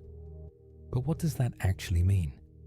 The observable universe is the part of the universe that we can see. It is everything whose light has had time to reach us since the Big Bang. But the universe itself might be much, much bigger. In fact, it might be infinite. We do not know. We cannot know. Because there is no way to see beyond the observable universe. The light from those distant regions has not had time to reach us yet. And because of the expansion of space, it never will. Those regions are forever beyond our view. This is a strange and humbling thought. There might be entire galaxies, entire superclusters, entire cosmic webs out there, beyond the edge of what we can see, and we will never know about them. They are part of the universe, but they are not part of our observable universe. They are cut off from us by the fundamental limits of physics. Light can only travel so fast, and space is expanding, so there is a limit to how far we can see. This limit is called the cosmic horizon, and it surrounds us in all directions. Beyond the cosmic horizon, the universe continues, but we will never see it. Some scientists think the universe might be infinite. If that is true, then there are an infinite number of galaxies out there, beyond our view. And if there are an infinite number of galaxies, then somewhere there might be another planet, exactly like Earth, another version of you, reading these exact words, thinking these exact thoughts. This idea is called the multiverse, and it is one of the most controversial topics in cosmology. Some scientists love it, others hate it. The problem is, there is no way to test it. We cannot see beyond the observable universe, so we cannot prove or disprove the multiverse. It remains a fascinating idea, but one that might forever be beyond the reach of science. Another strange consequence of the observable universe is that different parts of the universe have different observable universes. Imagine an alien living in a galaxy 10 billion light years away. Their observable universe would be different from ours. They would see galaxies that we cannot see, and we would see galaxies that they cannot see. Our two observable universes would overlap, but they would not be the same. And if you traveled far enough, you could reach a place where the observable universe had no overlap with ours at all. You would be looking at a completely different part of the cosmos, seeing galaxies and structures that we will never see. This is a profound reminder that the universe is bigger than any one perspective. No single observer can see it all. We each have our own limited view, our own window into the cosmos. Inside the observable universe, there are about 2 trillion galaxies. Let me say that again. 2 trillion galaxies. That number is so large it defies comprehension. If you started counting galaxies right now, counting one per second, it would take you more than 63,000 years to count them all. And each one of those galaxies contains billions or even trillions of stars. The Milky Way, with its 200 to 400 billion stars, is just one among 2 trillion. It is a drop in the ocean, a grain of sand on a beach. And Earth, our home, is just one tiny planet orbiting one average star in one typical galaxy in a universe filled with 2 trillion galaxies. When you think about it that way, the smallness of Earth becomes almost incomprehensible. And yet, Earth is also unique. As far as we know, it is the only place in the universe where life exists. We have searched the skies. We have sent probes to other planets and moons. We have listened for radio signals from distant civilizations. And so far, we have found nothing. No signs of life. No alien worlds teeming with creatures. No messages from the stars. Just silence. That does not mean we are alone. The universe is so vast, and there are so many stars and planets, that it seems almost impossible for Earth to be the only place with life. Statistically, there should be billions of planets in the habitable zones of their stars. Some of those planets should have liquid water, some should have atmospheres, and some, at least a few, should have developed life. But finding life is hard. Even if life is common in the universe, detecting it is incredibly difficult. Consider this: the closest star to us, Proxima Centauri, is more than 4 light-years away. If there were an alien civilization on a planet orbiting Proxima Centauri, and they were broadcasting radio signals into space, it would take more than 4 years for those signals to reach us. And then it would take another 4 years for our reply to reach them. That is an 8-year round trip for a simple message. And that is assuming the aliens are broadcasting at frequencies we can detect, and that their signals are strong enough to reach us across 4 light-years of space. Most radio signals fade and weaken as they travel through space, so by the time they reach another star system, they might be indistinguishable from background noise. And Proxima Centauri is the closest star. Most stars are much, much farther away. The average distance between stars in our part of the galaxy is about 5 light-years. So if you wanted to search for alien civilizations, you would need to listen to thousands of stars for years or even decades, hoping to catch a signal. And even if you did catch a signal, it might have been sent hundreds or thousands of years ago.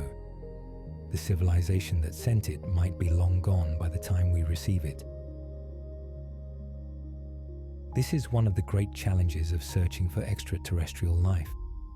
The distances are so vast and the timescales are so long that even if aliens exist, we might never find them. But that has not stopped us from trying. Scientists have been searching for extraterrestrial intelligence for more than 60 years.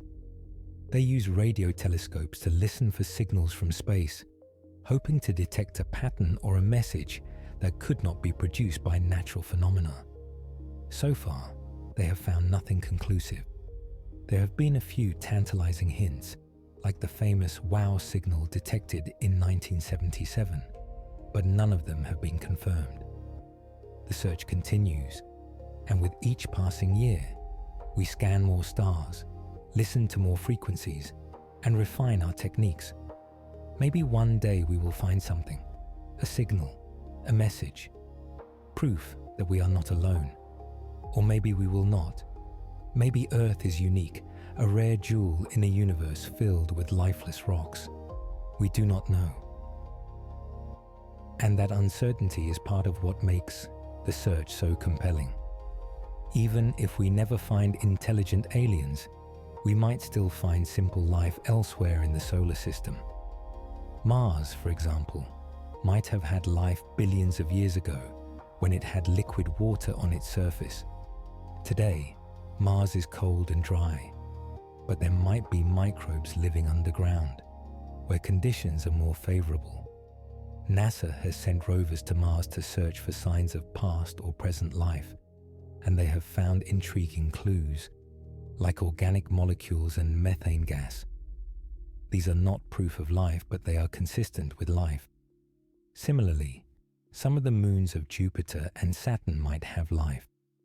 Europa, one of Jupiter's moons, has a thick layer of ice covering a global ocean of liquid water. Beneath that ice, there might be hydrothermal vents, similar to the ones on Earth's ocean floor, where life thrives in the absence of sunlight. Enceladus, one of Saturn's moons, has geysers that spray water vapor and ice particles into space. That water comes from an underground ocean, and it contains organic molecules. These moons are some of the most promising places to search for life in our solar system. But even if we find life on Mars or Europa or Enceladus, it will probably be simple life. Microbes, bacteria, maybe something more complex, like algae or fungi, but probably not fish or trees or anything resembling animals. Complex life is rare, even on Earth. For most of Earth's history, the only life was microbes, single-celled organisms that lived in the oceans and on the land, slowly changing the planet. It was not until about 600 million years ago that complex life appeared. Animals, plants, fungi, all the things we think of as life are relatively recent arrivals. Before that, Earth was a world of microbes, and it might be the same on other planets. Life might be common, but complex life might be rare. Intelligence might be even rarer. So even if we find microbes on other worlds, it does not mean we will find civilizations. This brings us back to the question of Earth's significance. If life is common, then Earth is just one of many worlds where life exists. But if life is rare, then Earth is special.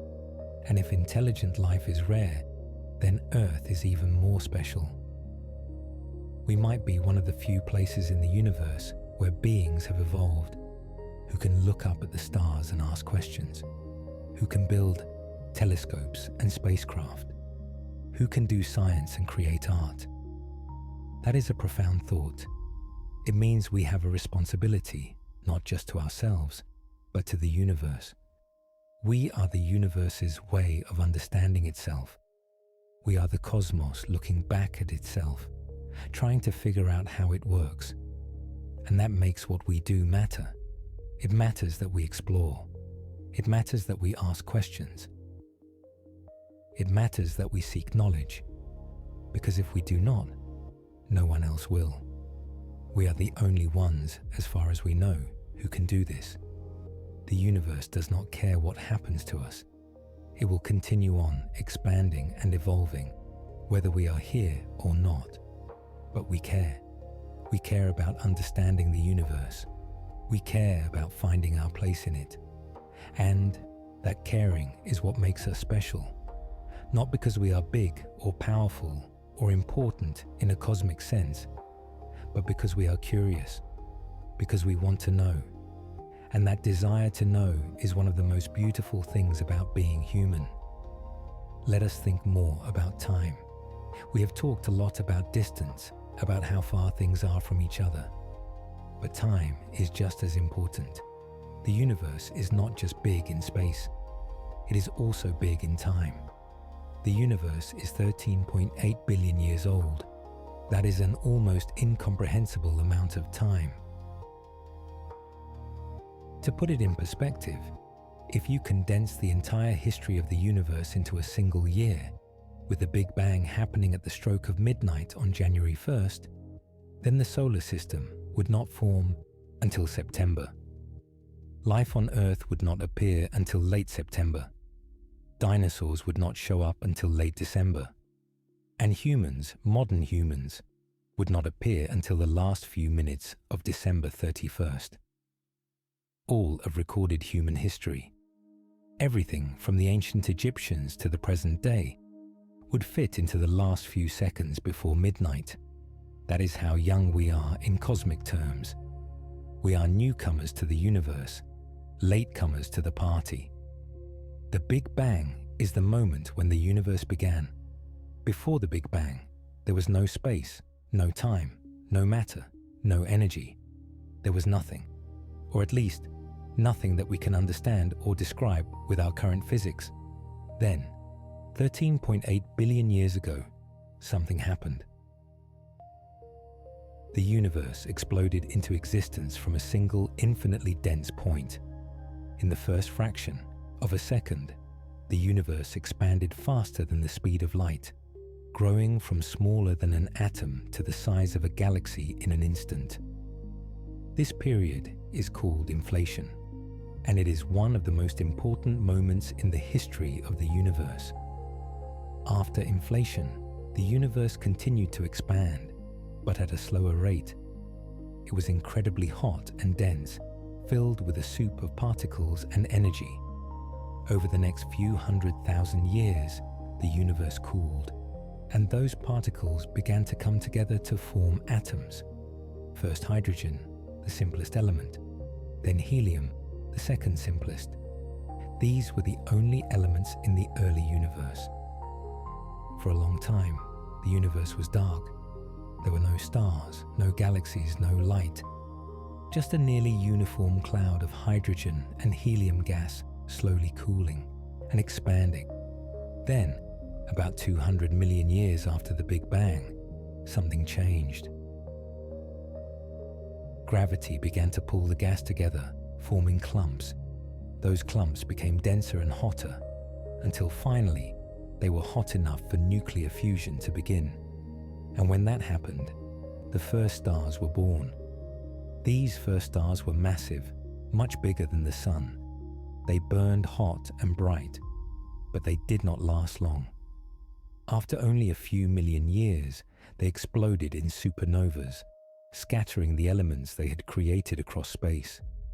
Those elements, like carbon and oxygen and iron, became part of new clouds of gas, which eventually formed new stars. And those new stars also exploded, enriching the universe even further. This cycle repeated over and over again, creating more and more heavy elements, until finally, the universe was rich enough in elements to form planets. And on at least one of those planets, life emerged. This is the story of the universe. It started with nothing, or almost nothing, and over billions of years, it grew and evolved into the incredibly complex, beautiful cosmos we see today. Galaxies, stars, planets, life, all of it came from that initial explosion 13.8 billion years ago, and it is still evolving. The universe is not static. It is dynamic, constantly changing, constantly creating new structures and destroying old ones. Stars are born and die. Galaxies collide and merge. Black holes consume matter and grow larger. And all the while, space itself is expanding, carrying everything farther and farther apart. One day, in the distant future, the universe will be very different from what it is today. In about 4.5 billion years, the Milky Way and Andromeda will collide, forming a new galaxy. Around the same time, the Sun will begin to die.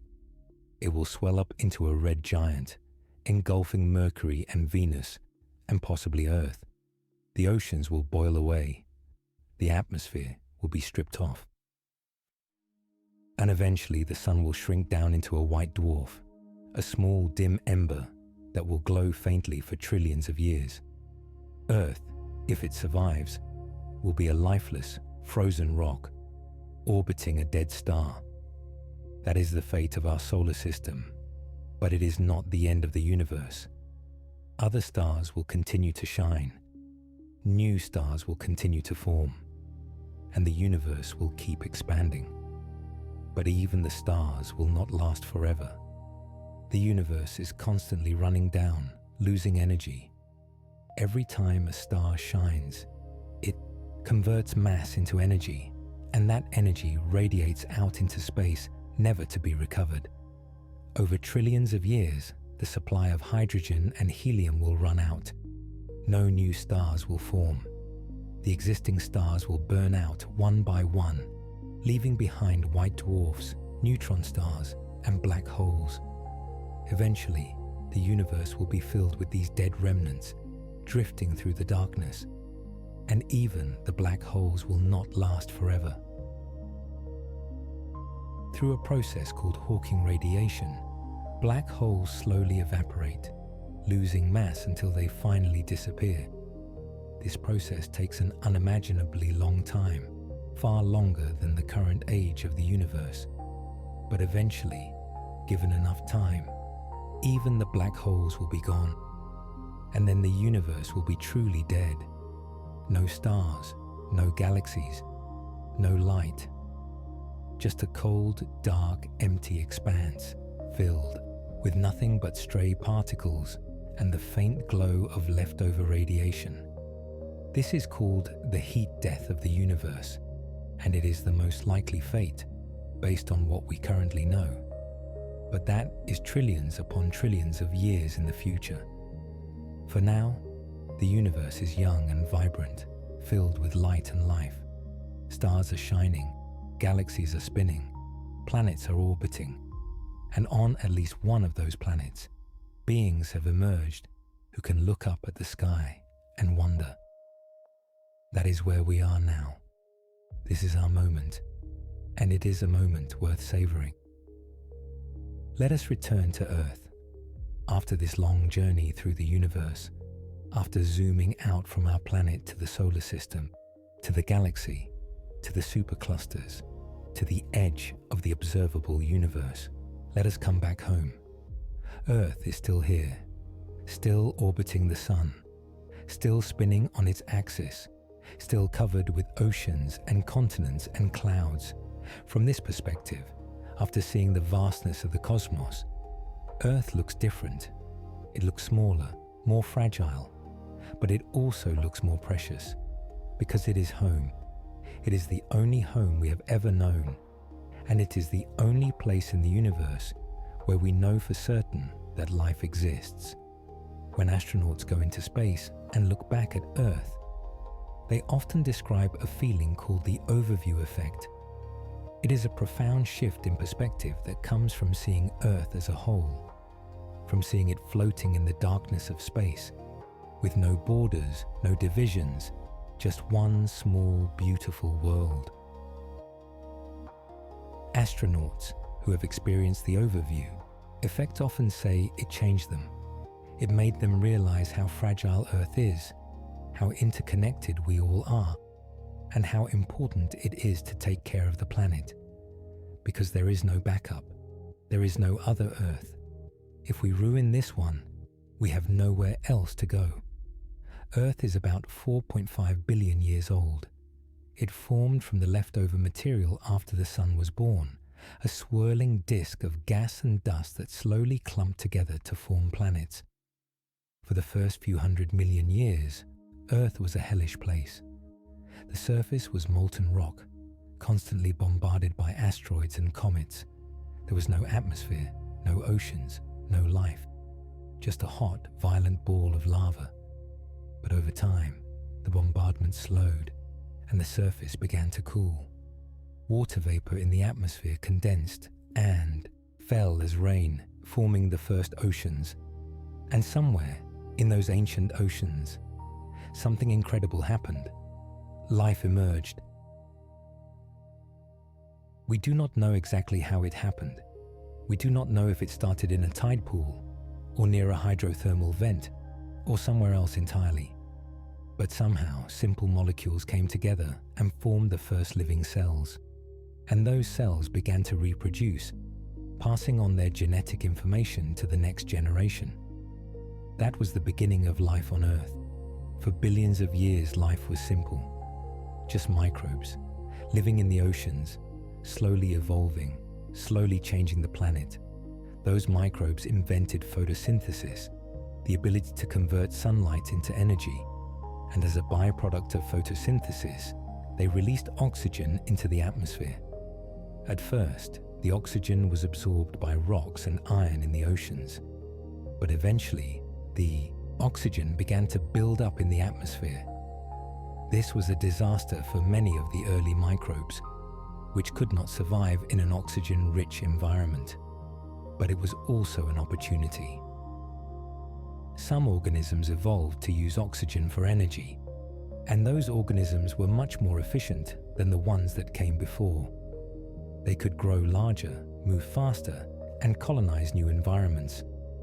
Over time, these oxygen-breathing organisms gave rise to all the complex life we see today. Plants, animals, fungi. All of us are descendants of those early microbes that learned to breathe oxygen. The history of life on Earth is a story of constant change. Species appear, evolve, and go extinct. Ice ages come and go. Continents drift across the surface of the planet. Asteroids strike, causing mass extinctions. And through it all, life persists, adapting to whatever the planet throws at it. Humans are just the latest chapter in this story. We have only been around for about 300,000 years, a tiny fraction of Earth's history. But in that short time, we have had an enormous impact. We have spread across the entire planet. We have built cities and roads and farms. We have changed the landscape, altered the climate, and driven countless species to extinction. For better or worse, we have become a dominant force on Earth. And that comes with responsibility. We have the power to protect the planet or to destroy it. The choice is ours. Right now, Earth is facing serious challenges. The climate is changing, driven by human activity. Temperatures are rising, ice caps are melting, sea levels are rising, extreme weather events are becoming more common, and ecosystems are being disrupted. Many species are struggling to adapt, and some are going extinct. This is a crisis, and it is one of our own making. But it is also a crisis we can solve if we act now. We have the technology to reduce carbon emissions, to protect forests, to conserve water, and to transition to renewable energy. What we need is the will to do it. We need to recognize that Earth is not just a resource to be exploited. It is our home. And if we want future generations to have a home, we need to take care of it. Taking care of Earth is not just about environmentalism.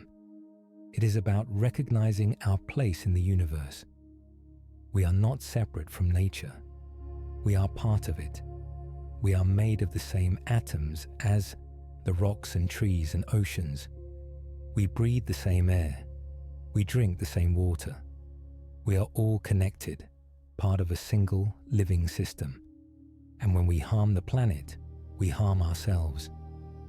This is not a metaphor. It is a fact.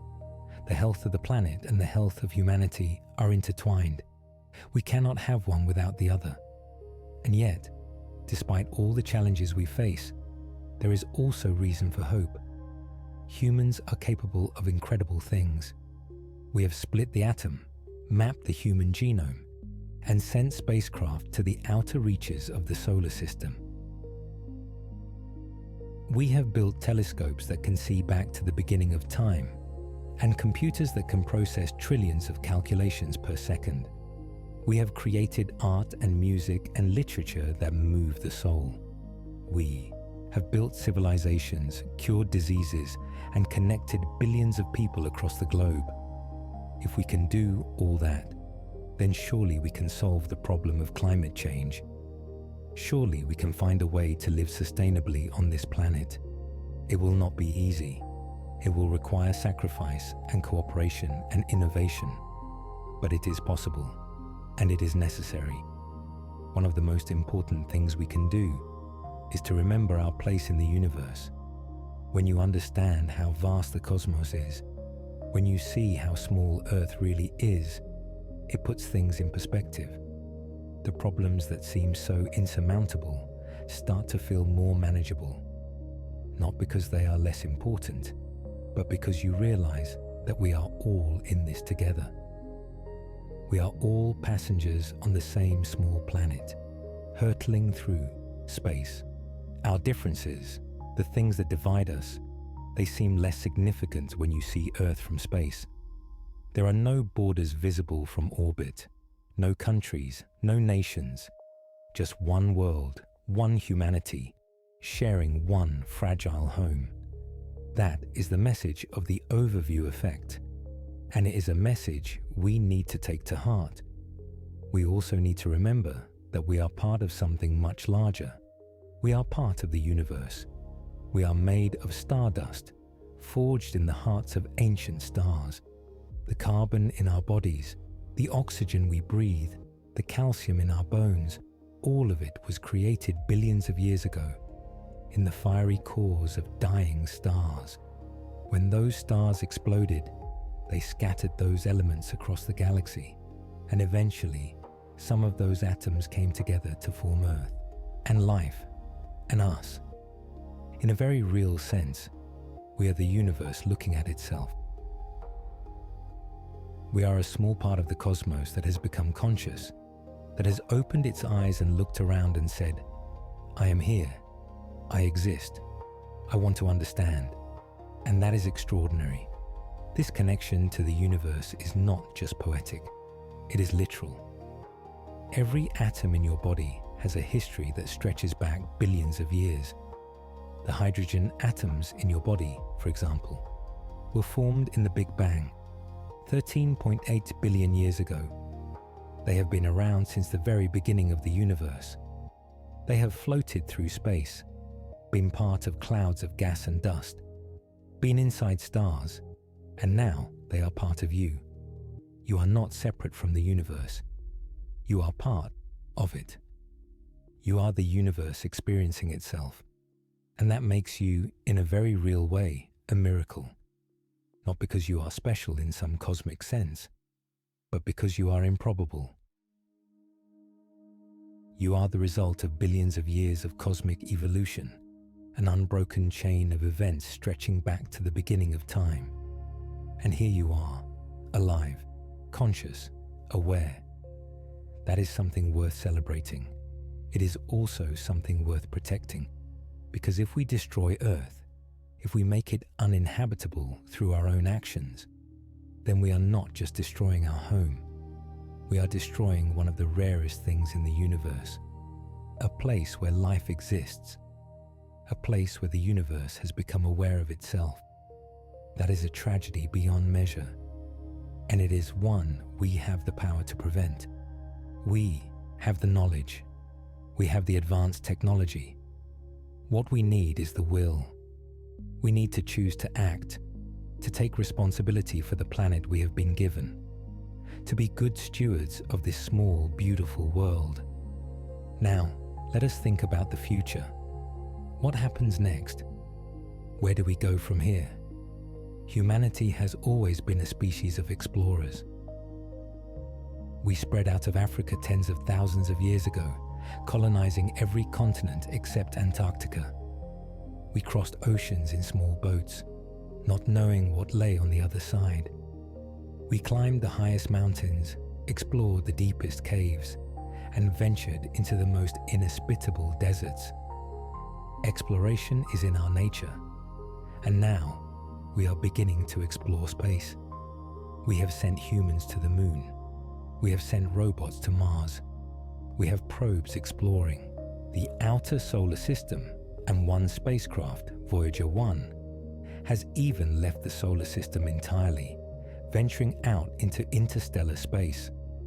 These are small steps, but they are steps nonetheless. And they point to a future where humanity might one day spread beyond Earth, colonizing other worlds, building new civilizations among the stars. But that future is still a long way off. For now, we are stuck here on Earth. We do not have the technology to travel to other star systems. We do not even have the technology to build a self-sustaining colony on Mars. Getting to Mars is one thing. Living there permanently is something else entirely. Mars has no breathable atmosphere, no liquid water on the surface, and no magnetic field to protect against radiation. Anyone living on Mars would need to live in sealed habitats, relying on technology for every breath of air and every drop of water. It would be a harsh, difficult existence, and it would take decades, maybe centuries, to build the infrastructure needed to support a large population. So for the foreseeable future, Earth is our only home, and that means we need to take care of it. But that does not mean we should stop exploring. Exploration is how we learn. It is how we grow. and it is how we ensure our long-term survival as a species. Earth is a wonderful place, but it is also vulnerable. Asteroids strike planets all the time. Supernovas can bathe nearby star systems in deadly radiation. Even the sun will eventually die, making Earth uninhabitable. If humanity wants to survive in the long term, we need to become a multi-planetary species. We need to spread out, to establish colonies on other worlds, so that if something happens to Earth, we are not all wiped out. This is not about abandoning Earth. It is about ensuring that the incredible story of life on Earth does not end with us. And maybe, just maybe, we will one day find other life in the universe.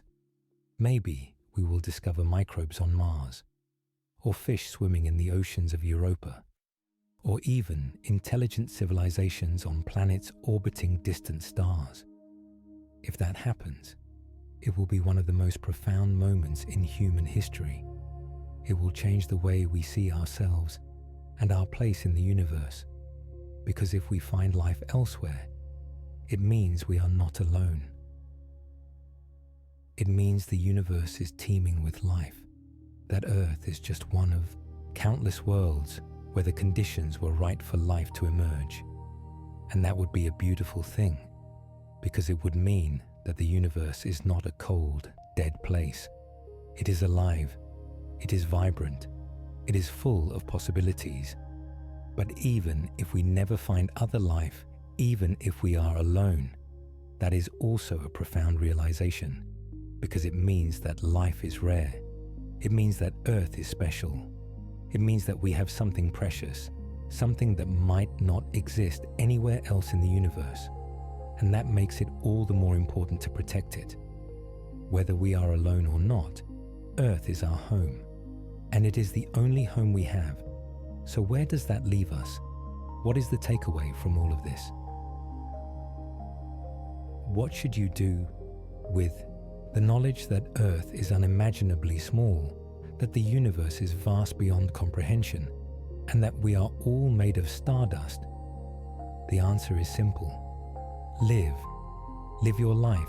Appreciate the small things, the warmth of the sun on your face, the smell of rain, the sound of laughter, the feeling of love.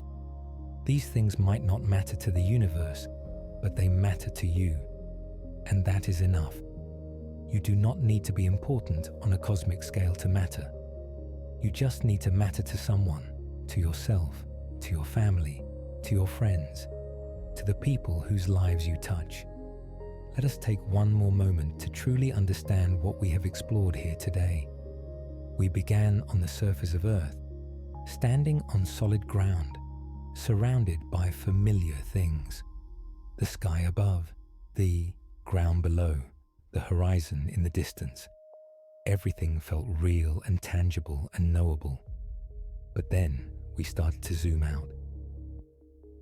First, we rose above the surface and saw our city, then our country, then our entire planet floating in space. That was the first shift in perspective. Earth, which had seemed so large and stable, suddenly looked small and fragile. Then we compared Earth to its neighbors. Venus and Mars, similar in size, made Earth feel less unique. But Jupiter, that massive giant, made Earth look tiny. And the Sun, our star, made Earth look like an invisible speck. We had started to understand scale, to grasp just how small our planet is compared to the objects around it. But we were still in our own solar system, still in familiar territory. The real shock came when we ventured beyond, when we crossed the vast emptiness between the Oort Cloud and the nearest star. Something changed. The distances became so large that they stopped making sense. 4 light years, 25 trillion miles, numbers so big that the human brain cannot truly comprehend them. And that was just to reach our closest neighbor. The other stars in our galaxy are even farther away, scattered across the void like islands in an endless ocean. Each one of those stars might have planets. Each one of those planets might have moons. And some of those worlds might even have life. But we cannot know because they are so far away that reaching them with our current technology is impossible. Then we zoomed out even more, and the Milky Way came into view. Our galaxy, with its hundreds of billions of stars, its spiral arms, its central black hole, its vast clouds of gas and dust. From this perspective, our sun was just one star among countless others. Earth was not even visible. It had disappeared into the cosmic background, lost among the billions of other worlds that orbit the billions of other stars in our galaxy. And we realized that the Milky Way, as vast as it is just one galaxy among many. Andromeda appeared next, another spiral galaxy, even larger than our own, with 1 trillion stars.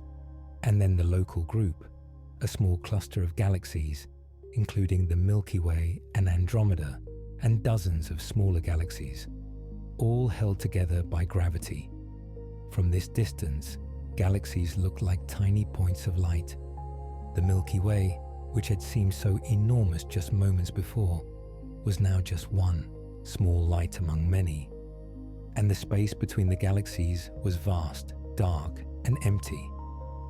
Light took millions of years to cross from one galaxy to another. The distances were so great that they defied imagination.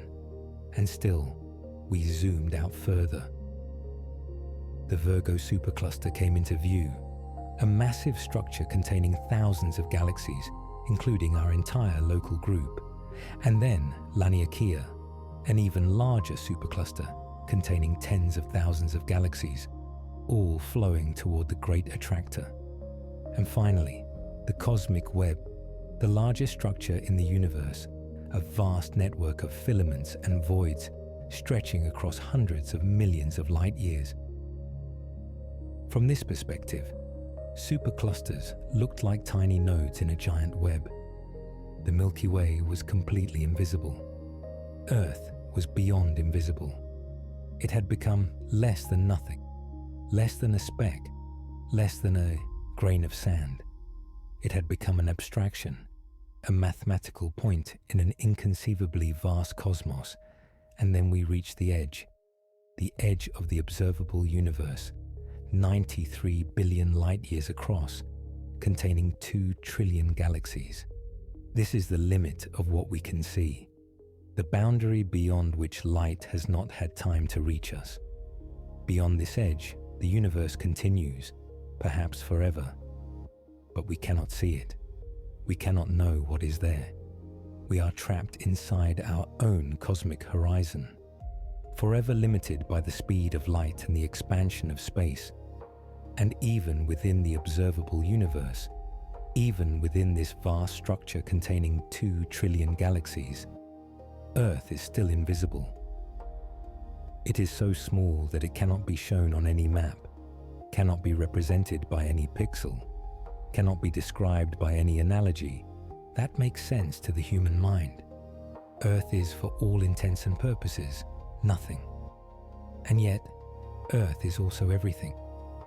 It is the only place we know of where life exists. It is the only place where the universe has become conscious, where matter has organized itself into beings capable of looking up at the stars and asking questions. What are we? Where did we come from? What does it all mean? These questions might seem small and insignificant in a universe this vast, but they are also profound, because asking them means we care. It means we are not content to simply exist. We want to understand. We want to know our place in the cosmos. And that desire to understand is one of the most beautiful things about being human. We live in a time when we can answer some of these questions. We have telescopes that can see back to the beginning of time. We have spacecraft that can visit other planets. We have computers that can simulate the evolution of galaxies. We have built up a body of knowledge about the universe that would have seemed like magic to our ancestors. And yet, there is still so much we do not know. We do not know what dark matter is. We do not know what dark energy is. We do not know if there is life elsewhere in the universe. We do not know what lies beyond the edge of the observable universe. We do not know what happened before the Big Bang, or what will happen after the universe ends. There are mysteries everywhere waiting to be solved. And that is exciting, because it means there is always more to learn. Always another discovery waiting to be made. So even though Earth is small, even though we are small, we are also part of something much larger. We are part of the universe. We are made of atoms that were forged in the hearts of stars billions of years ago. We are connected to every star, every galaxy, every particle of matter in the cosmos through the shared history of the universe. We are not separate. We are not isolated. We are part of the whole. And that is a profound and beautiful thing. Think about this. The light from distant galaxies has been traveling through space for millions or even billions of years. When that light finally reaches Earth, when it enters your eye or hits the sensor of a telescope, it is completing a journey that started long before humans existed. That light has traveled across unimaginable distances, across voids and filaments, past countless stars and galaxies, just to reach you. In a very real sense, when you look up at the night sky, you are touching the universe. You are connecting with something vast and ancient and beautiful, and that connection is real. It is not a metaphor. The photons that hit your eye came from those distant stars. They are the same photons that left those stars millions of years ago. They have traveled through space and time to reach you. And in that moment, you are part of the universe, and the universe is part of you. This is why we explore. This is why we build telescopes and spacecraft and ask questions. Because we want to understand. We want to know our place in the cosmos. We want to connect with something larger than ourselves. And in doing so, we discover that we are not separate from the universe. We are part of it. We are the universe experiencing itself, looking back at itself, trying to understand itself. And that is extraordinary. It is a privilege. It is a gift. And it is something we should never take for granted. So the next time you feel small, the next time you look up at the night sky and feel overwhelmed by the vastness of space, remember this: you are small, but you are also part of something much larger. You are made of stardust. You are the product of billions of years of cosmic evolution. You are a miracle, an improbable collection of atoms that has somehow come together to form a living, thinking, feeling being. You are the universe's way of knowing itself, and that is something worth celebrating. Earth is small, unimaginably small, but it is also home. And as far as we know, it is the only home we have. So let us take care of it. Let us protect it. Let us cherish it. Because in a universe this vast, in a cosmos filled with trillions of galaxies and countless stars and endless voids, Earth is a rare and precious thing. It is a place where life exists, where consciousness has emerged, where beings can look up at the stars and wonder, and that makes it worth everything. There is something deeply humbling about understanding the scale of the universe. When you realize just how vast space is, just how many galaxies there are, just how old the cosmos is, it changes you. It makes you see the world differently. The things that once seemed so important, so urgent, so all-consuming, they start to seem smaller. Not less important, but smaller, more manageable.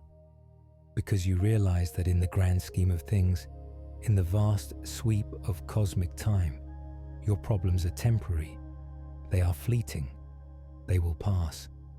And what remains, what truly matters, is the time you have right now, the people you love, the moments you cherish. This does not mean your problems are not real. They are real, they matter to you, and they should matter. But it does mean that you can face them with perspective. You can step back, take a breath, and remember that you are part of something much larger. You are part of a universe that has been unfolding for 13.8 billion years. You are part of a planet that has been home to countless generations of life. You are part of a human story that stretches back hundreds of thousands of years. And you are also part of the present, the here and now, the brief moment when you exist and can make a difference. What kind of difference can you make? That depends on you. Maybe you will make a big difference, changing the world in some significant way. Or maybe you will make a small difference, touching the lives of a few people, making them smile, helping them through a difficult time. Both are important, both are valuable, because the universe is not just about the big things, the galaxies and stars and cosmic structures. It is also about the small things, the interactions between people, the moments of kindness and compassion, the love we share. These things might not register on the cosmic scale, but they register on the human scale. And that is what matters to us. So as we come to the end of this journey, as we return from the edge of the observable universe back to Earth, back to our lives, remember what we have learned. Remember that Earth is small. Remember that we are small. But also remember that we are part of something much larger. We are connected to the universe in ways we are only beginning to understand. We are made of stardust. We are the product of billions of years of cosmic evolution. We are the universe's way of knowing itself. And that is a beautiful, profound, and extraordinary thing. Look around you. Look at the world you live in, the trees and the rivers and the mountains, the cities and the roads and the buildings, the people walking by, each one with their own story, their own dreams, their own struggles. All of this exists on one small planet, orbiting one small star, in one small corner of one galaxy, in a universe filled with trillions of galaxies. And yet, it is also everything. It is your world. It is your life. It is your home. And it is worth protecting, worth cherishing, worth loving. So go out and live your life. Be kind to others. Take care of the planet. Look up at the stars and remember where you came from. Ask questions. Seek knowledge. Create beauty. Spread joy. And remember that, even though you are small, you are also part of something much larger. You are part of the incredible, ongoing story of the universe. And that story is yours to write. What happens next is up to you. Choose wisely. Choose kindly. And choose to make the most of the time you have. Because in a universe this vast, in a cosmos this old, the fact that you exist at all is a miracle. And that miracle is worth celebrating every single day. So how small is Earth really? It is smaller than you can imagine. It is a pale blue dot, floating in the vastness of space, invisible on the cosmic scale. And yet, it is also everything. It is home. It is where we live, where we love, where we dream. It is where the universe has become aware of itself. And that makes it the most important place in the universe. Not because it is big, but because it is ours. And we are part of it. And it is part of us. And together, we are part of the incredible, beautiful, mysterious cosmos. And that is something worth remembering every time you look up at the night sky and see those distant stars shining in the darkness. And remember that you are part of something much larger. You are part of the story of the universe. You are a collection of atoms that have journeyed across billions of years and trillions of miles to be here, to be you. You are the universe experiencing itself, looking back at itself, trying to understand itself. And that is a beautiful thing. So take a moment, every now and then, to look up at the stars, to remember where you came from, to appreciate the incredible, improbable fact that you exist at all, because you are a miracle, not because you are special, but because you are here. The universe is vast, it is old, it is filled with wonders we can barely imagine. Galaxies spinning in the darkness, stars being born and dying, planets orbiting in the habitable zones of their stars, black holes consuming matter and warping space and time, nebulae glowing with the light of newborn stars, supernovas exploding with the force of 1 billion suns. All of this is happening right now across the cosmos. And you are a part of it. You are connected to all of it through the atoms in your body, through the laws of physics that govern the universe, through the shared history of the cosmos. You are not separate. You are not alone. You are part of the whole. And that is something worth remembering. So how small is Earth really? It is so small that it is almost invisible on the cosmic scale. A pale blue dot floating in a sunbeam, lost in the vastness of space. It is smaller than a grain of sand compared to the observable universe. It is so small that if you tried to show it on a map of the universe, you could not. There would not be a pixel small enough. And yet, Earth is also everything. It is home. It is where we live. It is where we love and laugh and dream. It is where the universe has become aware of itself. And that makes it special. Not because it is big, but because it is ours. And maybe that is the most important lesson. Size does not matter. Importance is about what you do with the time you have. It is about the connections you make, the love you share, the joy you create. It is about the small moments that make life worth living. The smile of a friend, the beauty of a sunset, the feeling of accomplishment when you finish something difficult. It is about the connections you make, the love you share, the joy you create. It is about the small moments that make life worth living. The smile of a friend, the beauty of a sunset, the feeling of accomplishment when you finish something difficult. These things are what matter, not because they change the universe, but because they change you. And in changing you, they change the small corner of the universe that you touch. So take care of each other. Take care of the planet. Look up at the stars and remember your place in the cosmos. Be curious. Ask questions. Seek knowledge. Create beauty. Spread joy. And remember that even though you are small, you are also part of something much larger. You are part of the incredible, ongoing story of the universe. And that story is still being written. What happens next depends on what we do now, on the choices we make, on the actions we take. We have the power to shape the future, to determine what the next chapter of the human story will be. Will it be a story of cooperation and exploration and growth?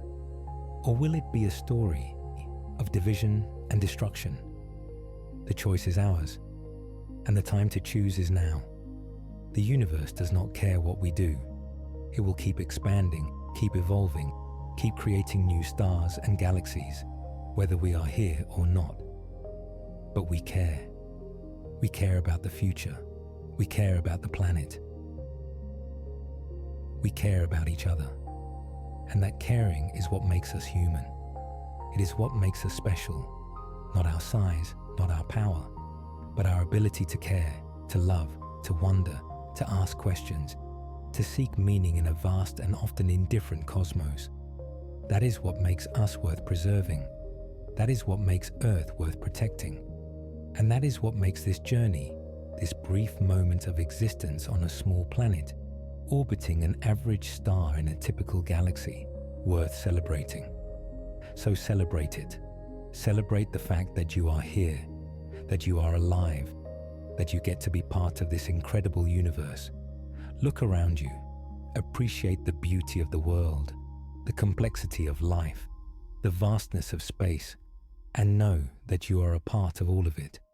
You are made of stardust. You are the universe looking at itself. And that makes you, in a very real way, extraordinary. Not because you are big or powerful or important in a cosmic sense, but because you are here, you exist, you are aware, and in a universe that is vast and cold and mostly empty, that is something truly remarkable. Thank you for joining us on this journey through the cosmos. Thank you for taking the time to think about your place in the universe, to consider the scale of everything, to appreciate the smallness of Earth and the vastness of space. If you enjoyed this exploration, if it made you feel something, if it changed the way you see the world, even just a little bit, then please come back and join us again on Cosmic Drift. We will be here, exploring the wonders of the universe, one journey at a time. Until then, take care of yourself, take care of each other, and take care of our small, beautiful planet, because it is the only one we have.